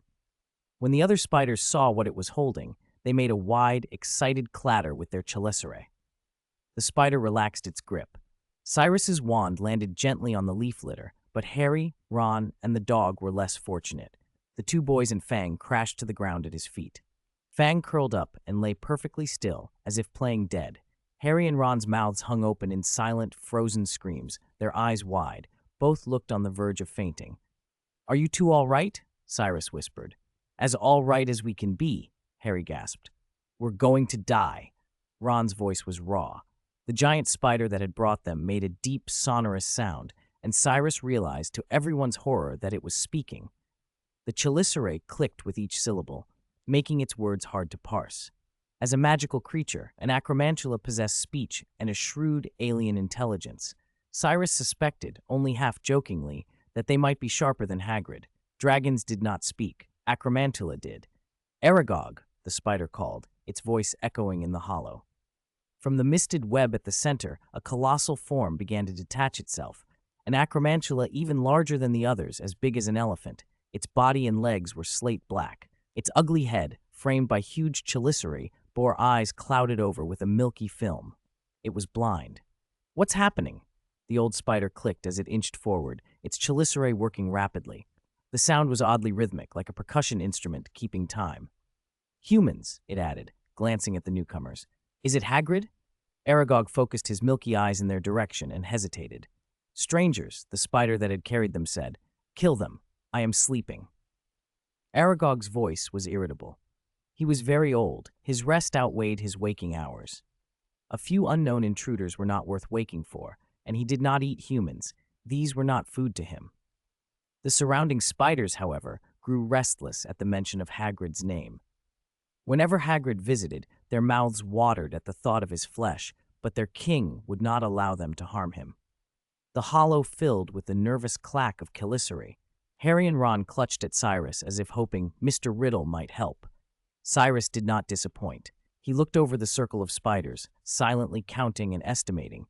Faced with so many monsters, he felt no fear, only that particular, instinctive disgust their bodies inspired.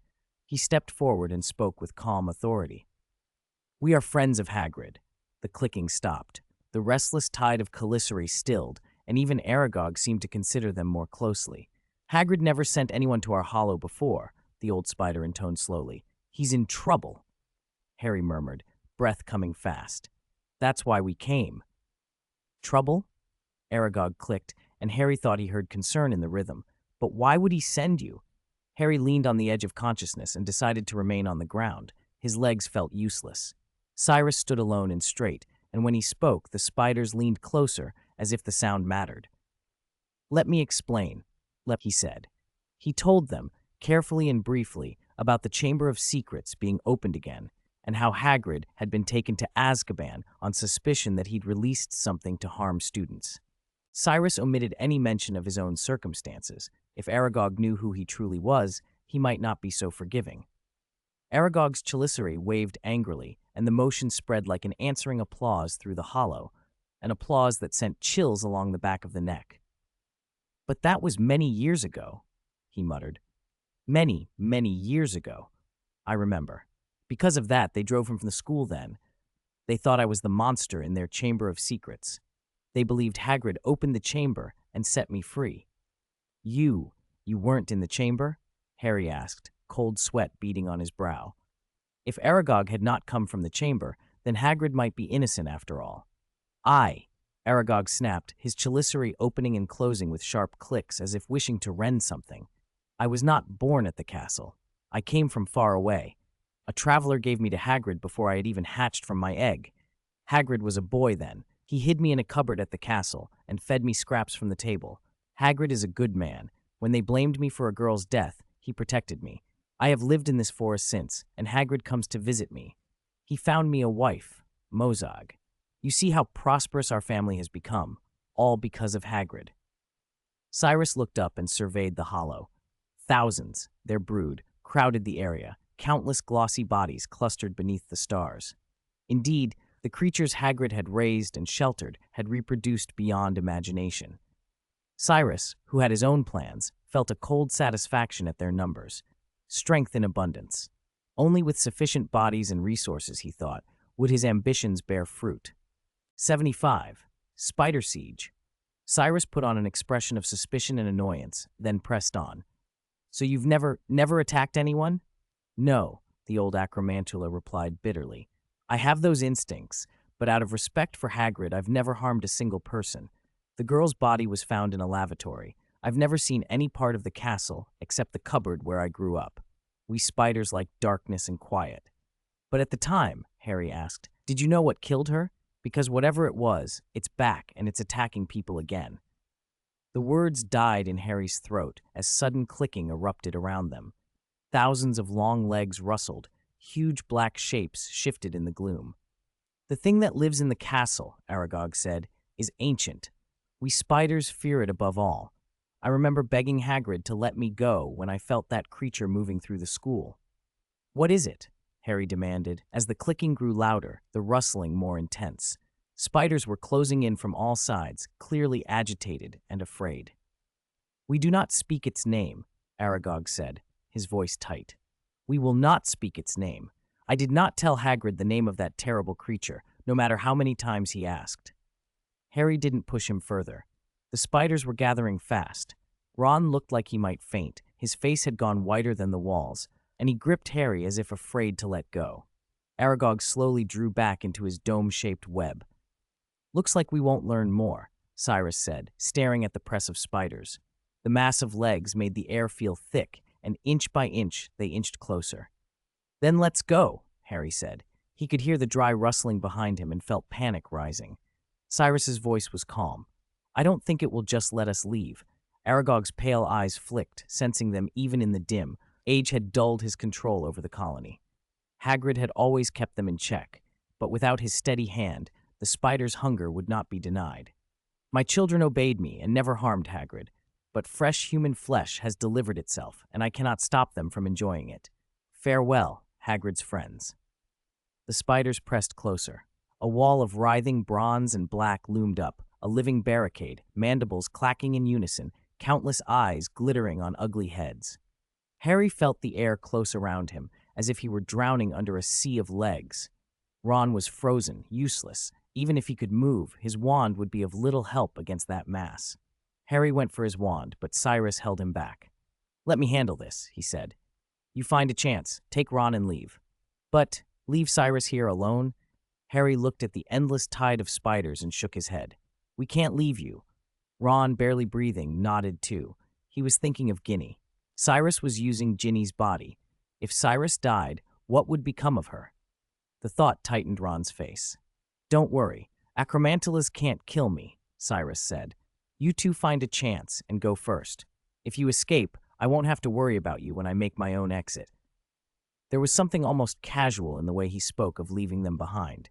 The spiders were bait, and Cyrus had a purpose for their lives. He wanted their flesh and their lair for his own ends.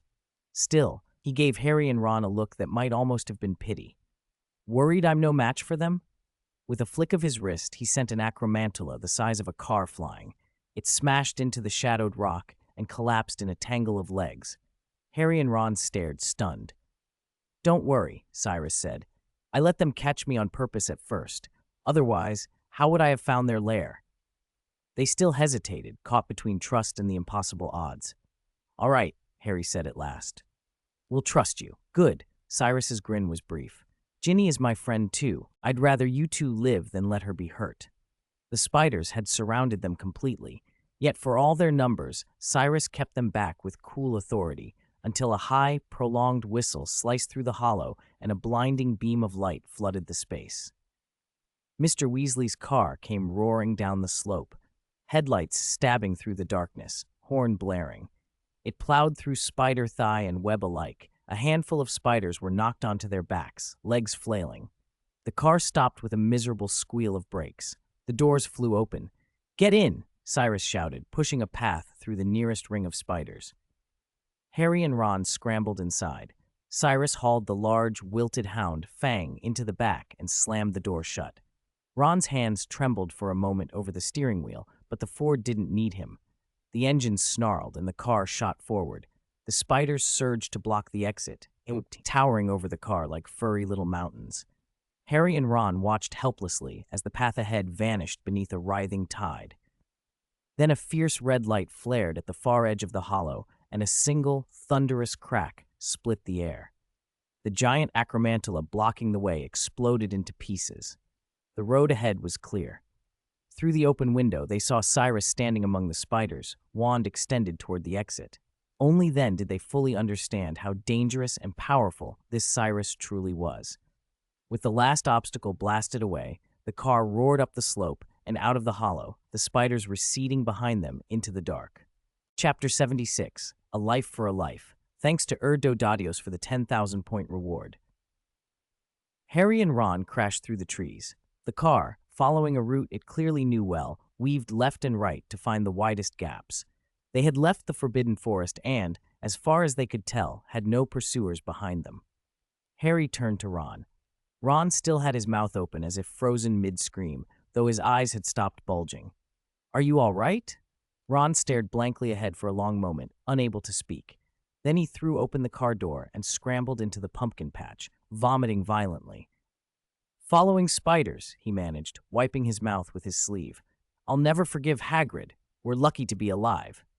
When he gets back from Azkaban, I'll kill him," Ron snarled, yanking his broken wand out of his robe.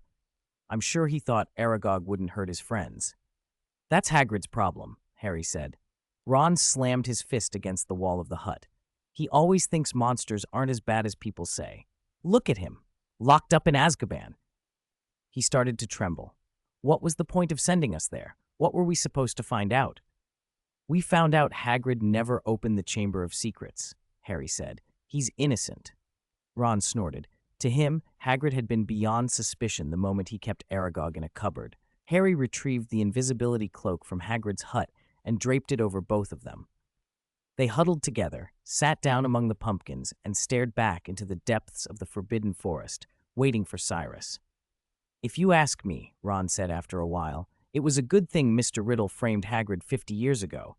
Otherwise, Aragog would still be somewhere in the school. It doesn't eat people, maybe. But what about the other spiders? If Hagrid let his guard down for a second, they'd eat every student in the school." Harry wanted to defend Hagrid, but after nearly being eaten himself, he couldn't bring himself to argue.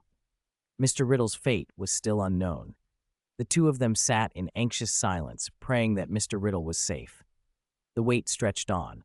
The dark clouds had thinned and moonlight now covered the pumpkin patch like frost. Harry collapsed against a pumpkin, exhausted, when suddenly a bright light flared deep within the Forbidden Forest. Firelight picked out the treetops against the night sky. He sprang to his feet. "Ron, look, over there! Protego totalum." Cyrus watched the car's taillights vanish into the darkness. A handful of spiders still tried to pursue it, but he cast a barrier in the other direction, sealing off the hollow. The pursuing acromantulas slammed into the invisible wall and were burned to ash by the magic. The rest turned to him. They came in a tide.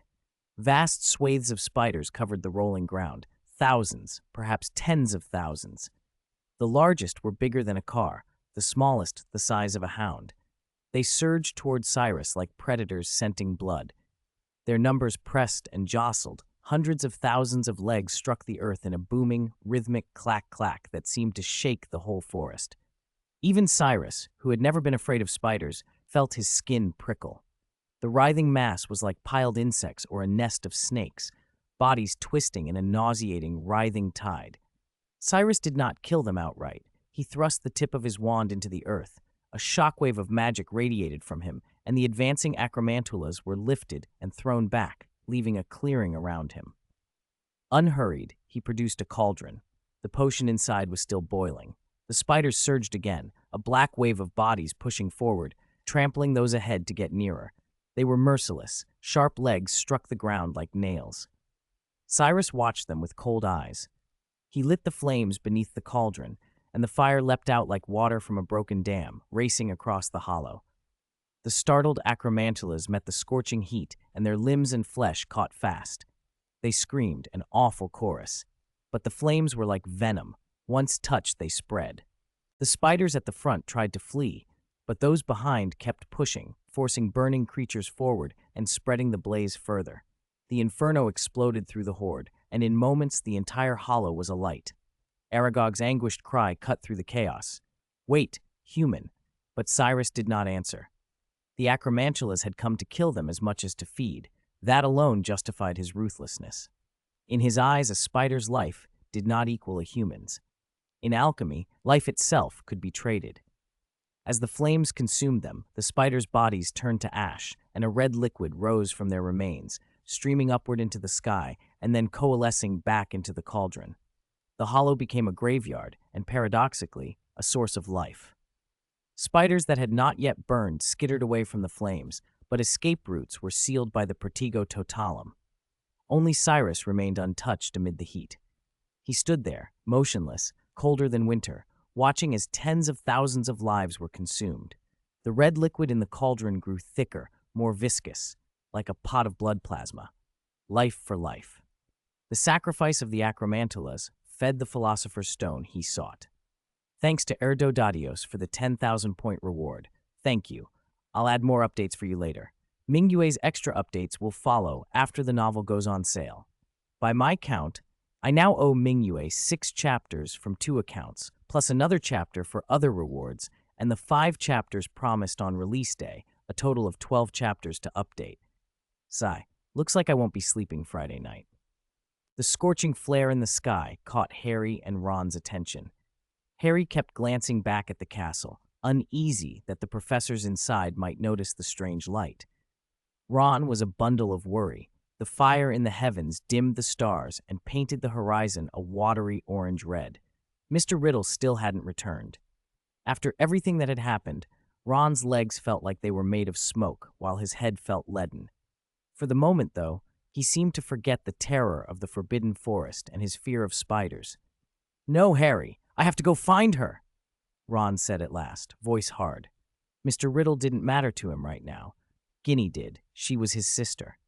Harry pushed aside his own fatigue and the memory of having almost died only hours before. He stood and followed Ron without hesitation, taking a steadying breath as they headed back toward the trees. Before they reached the forest's edge, a small figure slipped out of the undergrowth. "Ginny!" Ron sprang forward as if the sight had given him new life. All at once, he felt solid under his feet. He ran, stumbled, and rolled through the mud, but none of that stopped him.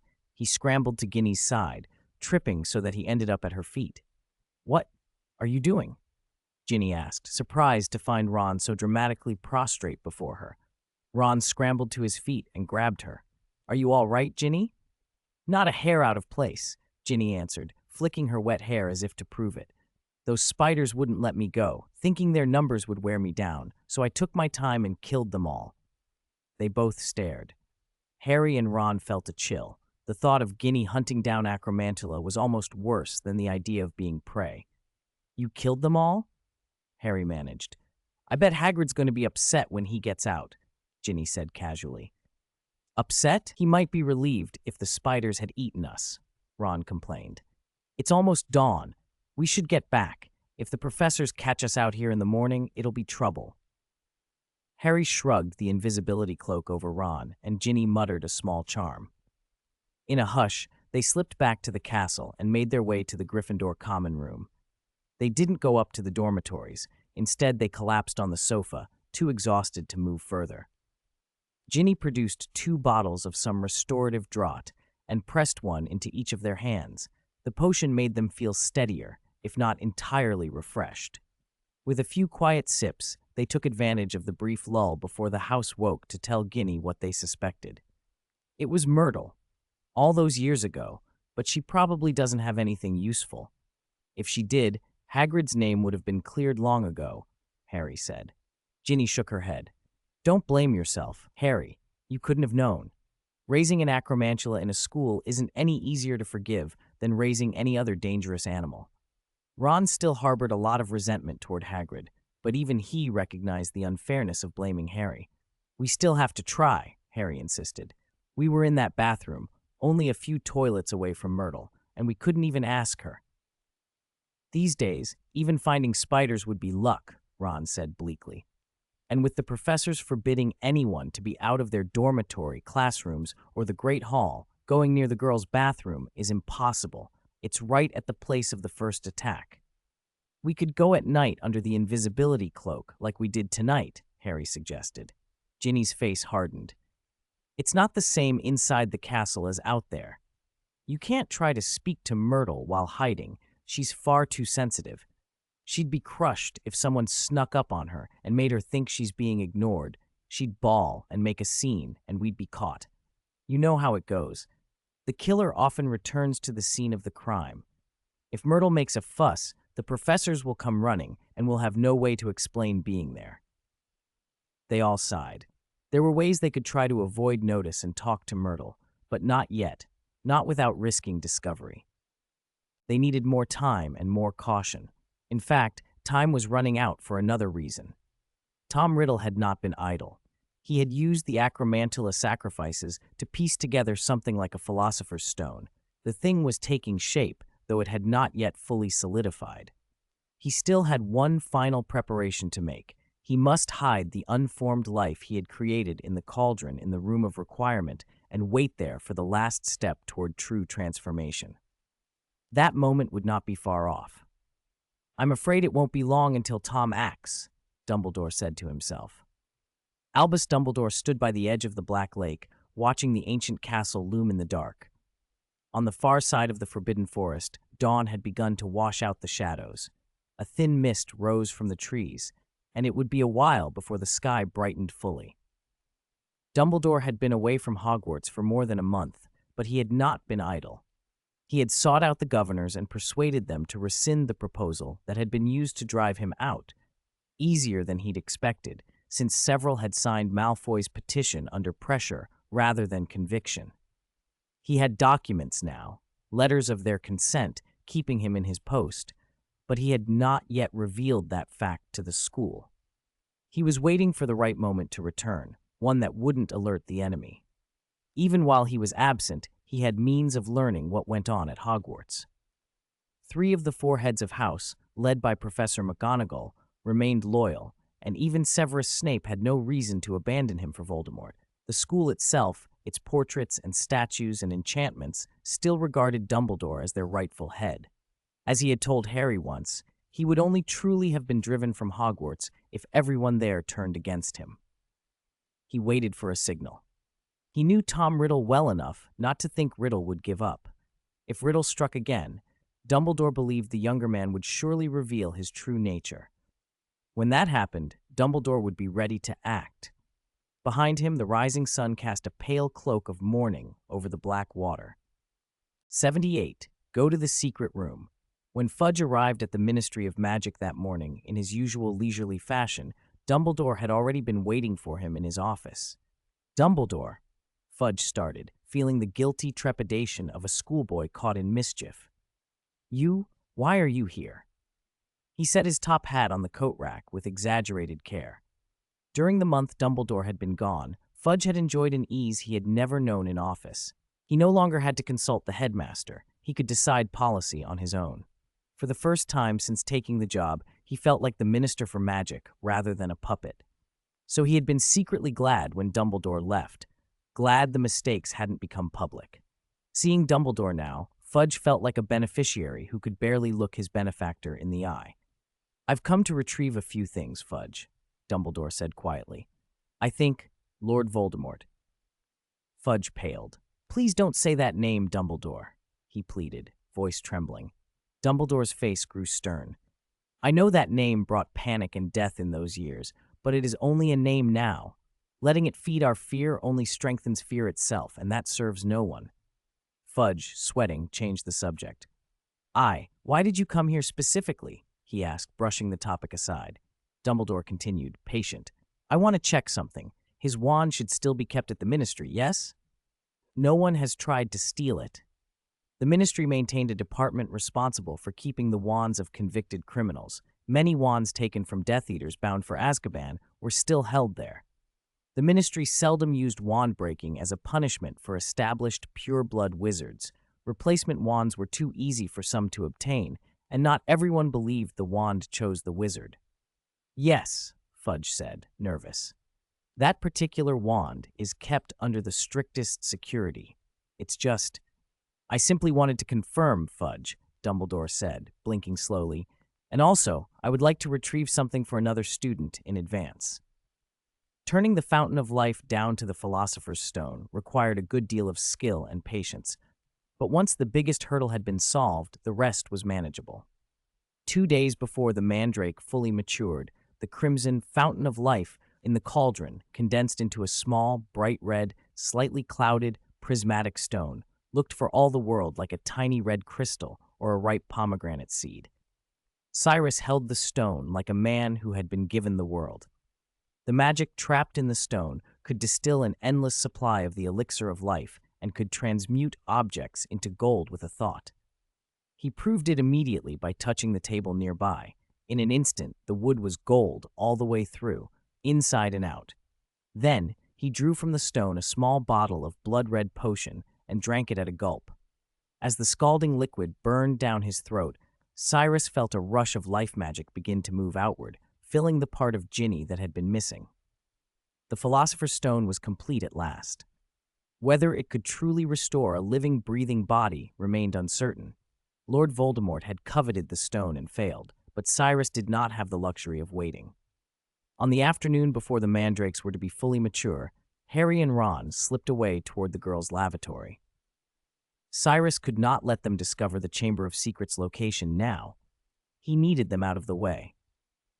"He's got something to tell you in the hospital wing," Cyrus whispered as he passed them, casting a disillusionment charm over himself and pressing the Marauder's map into his hand for confirmation. His breathing had gone faster, not from nerves, but from excitement. "Professor McGonagall is patrolling the 3rd floor. I'll make some noise to draw her over." He hurried through the castle and nearly collided with Lockhart, fussing about his hair as the professor returned to his office. He saw Harry and Ron peel away from the Gryffindor crowd and duck into a narrow passage. "Shouldn't we bring Mr. Riddle?" Ron muttered to Harry. He and Myrtle were at Hogwarts the same time. Maybe seeing someone like him would make her talk. "We don't have time," Harry replied. "Ginny isn't in the same year." Before they could debate further, Cyrus brushed past them. Harry stopped, as if he had sensed a familiar shadow. For a heartbeat, he felt as if he had brushed against his own destiny. Then there was nothing but a shaft of sunlight and dust drifting in the empty corridor. "What's wrong?" Ron asked. "Nothing. Let's go," Harry said, and they hurried on. Cyrus turned a corner and made the noise he'd planned. Professor McGonagall answered his call at once, looking stern as ever. "Potter, Weasley, what are you doing?" Her voice held both authority and concern. "I heard you leaving the common room." "We wanted to," Ron stammered. "We wanted to see Hermione," Harry blurted. He and Ron both looked guilty. "We haven't seen her in a long time, Professor. We were going to the hospital wing to tell her the mandrakes are nearly grown, to let her know not to worry." McGonagall's stern expression softened visibly. The thoughtfulness of the two boys moved her. Cyrus, still under the disillusionment charm, watched her almost catch herself from crying at the thought of the student's concern. He felt moved too. At the entrance to the lavatory, he let the charm fall away. He glanced up at the corridor wall. The words he had left there last time were still etched in his mind and seemed unchanged by time. This time he needed to leave a message that would be heard. He took a wand, thought about the chamber and what must be done, and wrote in vivid, blood-red letters on the stone. "Her bones will remain in the Chamber of Secrets forever." The words, as if carved in blood, dragged cold fear through every person who saw them. Cyrus pushed open the bathroom door. "You, again?" Myrtle was already there, glaring at Ginny with her head tilted, clearly displeased.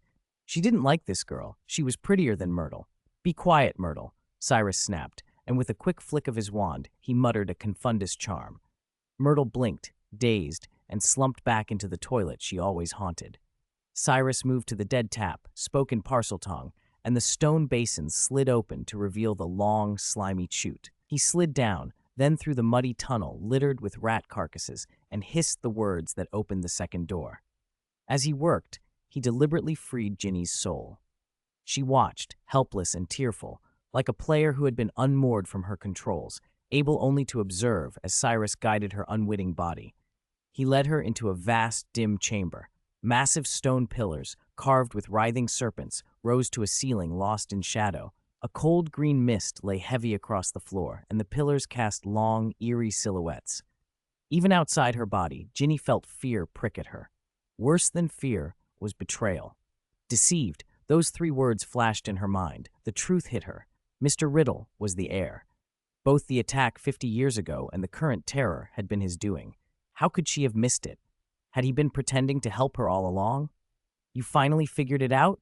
Cyrus asked softly, reading her thoughts as he strode between the serpent pillars. Each step echoed hollowly through the chamber.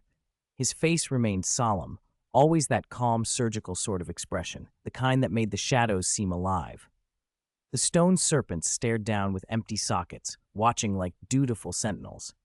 Ahead, a statue suddenly towered into view, pressed against the far wall. It was Salazar Slytherin, an ancient, simian face framed by a sparse beard that hung nearly to the carved robe, two great gray feet planted on the smooth stone.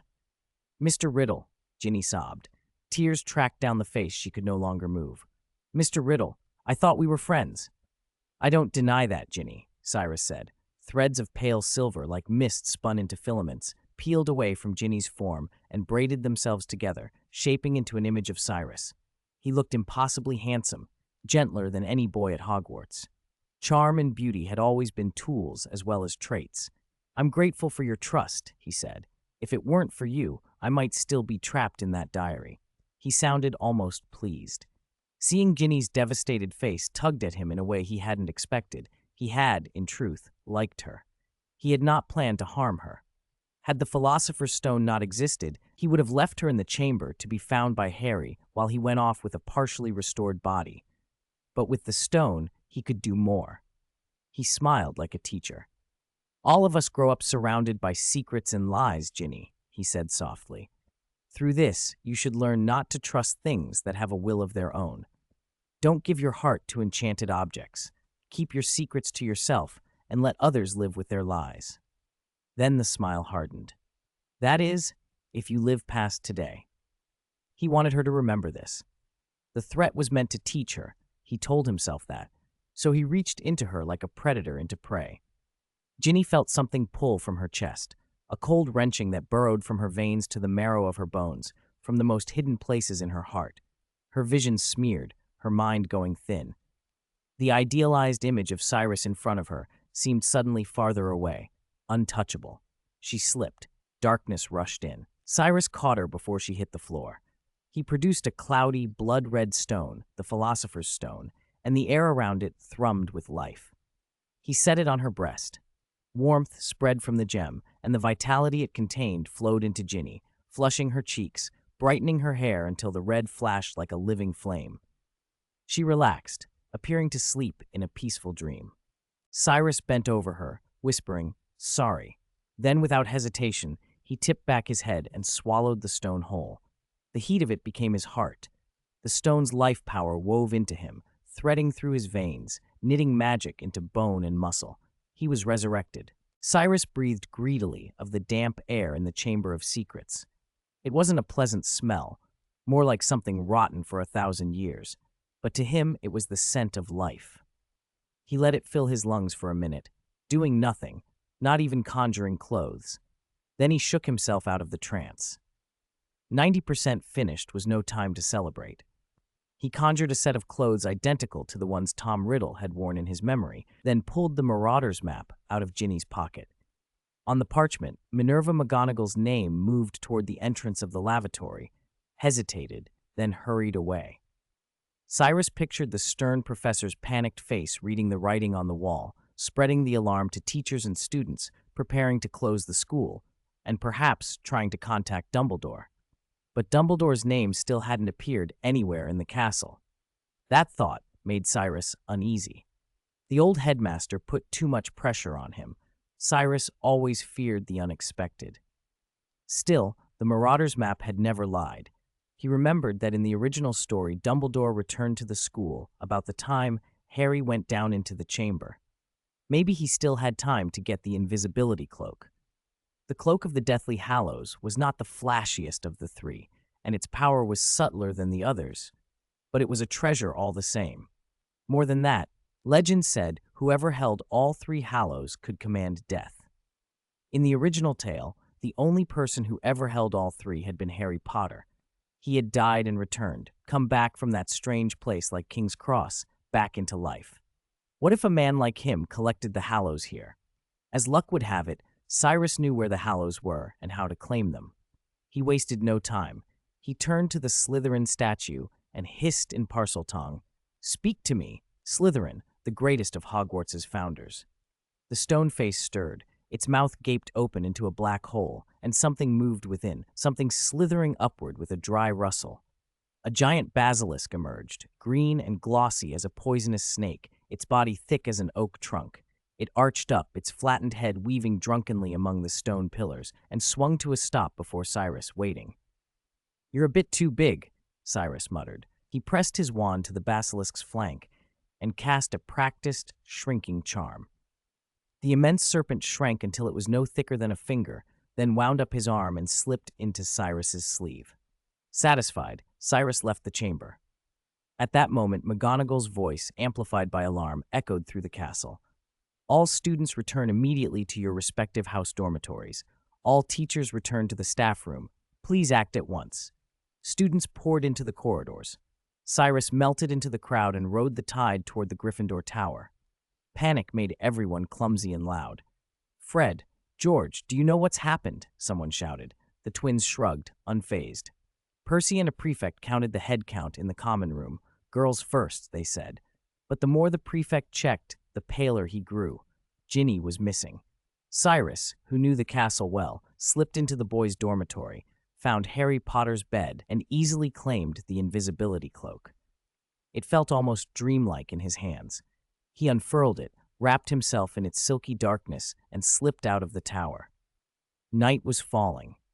He passed the mirror on the 5th floor, threaded through the one-eyed witch statue on the 4th, exited the main gate, and crossed toward the greenhouses, where he plucked a few mandrake leaves as he passed. From just beyond the humping willow, he could see the castle and the black lake. Hogwarts glowed in the last of the sun's gold. The light would soon die. Cloaked and invisible, he eased up to the willow and tapped the scar on its trunk with his wand. The irritable tree stilled. Cyrus leaned against the bark and, under the last embers of dusk, watched the Marauder's map. The teachers split up in the staff room. Each name drifted toward an office or a house. Professor McGonagall led the 3 Weasley children out of the Gryffindor common room and toward her office. The headmaster's office was empty, no Dumbledore on the map. Dumbledore hadn't returned yet. Harry and Ron, Cyrus saw, had found Lockhart. The 3 of them lingered a long while in the Defense Against the Dark Arts classroom, and then they went to the lavatory, when their names vanished from the map. Half an hour later, Dumbledore's name flickered into being in McGonagall's office, alongside Molly and Arthur Weasley. Cyrus's heartbeat quickened. If Dumbledore was back at the castle, then the Humping Willow was his safest route out. Hogwarts did not permit apparition, and Fawkes would probably be sent to help Harry. By the time the headmaster realized something was wrong and came looking, Cyrus planned to be long gone. The last light died. Darkness and the first pale stars fell. Cyrus gripped the willow and slipped into the hidden tunnel beneath it. He walked a long, sloping passage until a faint light showed ahead. The exit opened into a messy, dusty room, wallpaper peeling, floors stained, broken furniture, boarded windows. The Shrieking Shack, Hogwarts' designated safe place for Lupin's transformations, had always had a reputation as a haunted house. Tonight, it should have been the safest place of all. It wasn't. Under the invisibility cloak, Cyrus froze. A white-bearded man stood by the window, his silhouette etched against the moonlight. He shouldered the staff of age and wisdom, and there was no mistaking him. Dumbledore. He looked back at the Marauder's map without moving his lips. Dumbledore's name still glowed in McGonagall's office on the parchment. Cyrus swallowed hard. Another Dumbledore stood in the shack, visible and real to him. The map insisted the real headmaster was elsewhere. Dumbledore. 2 of them?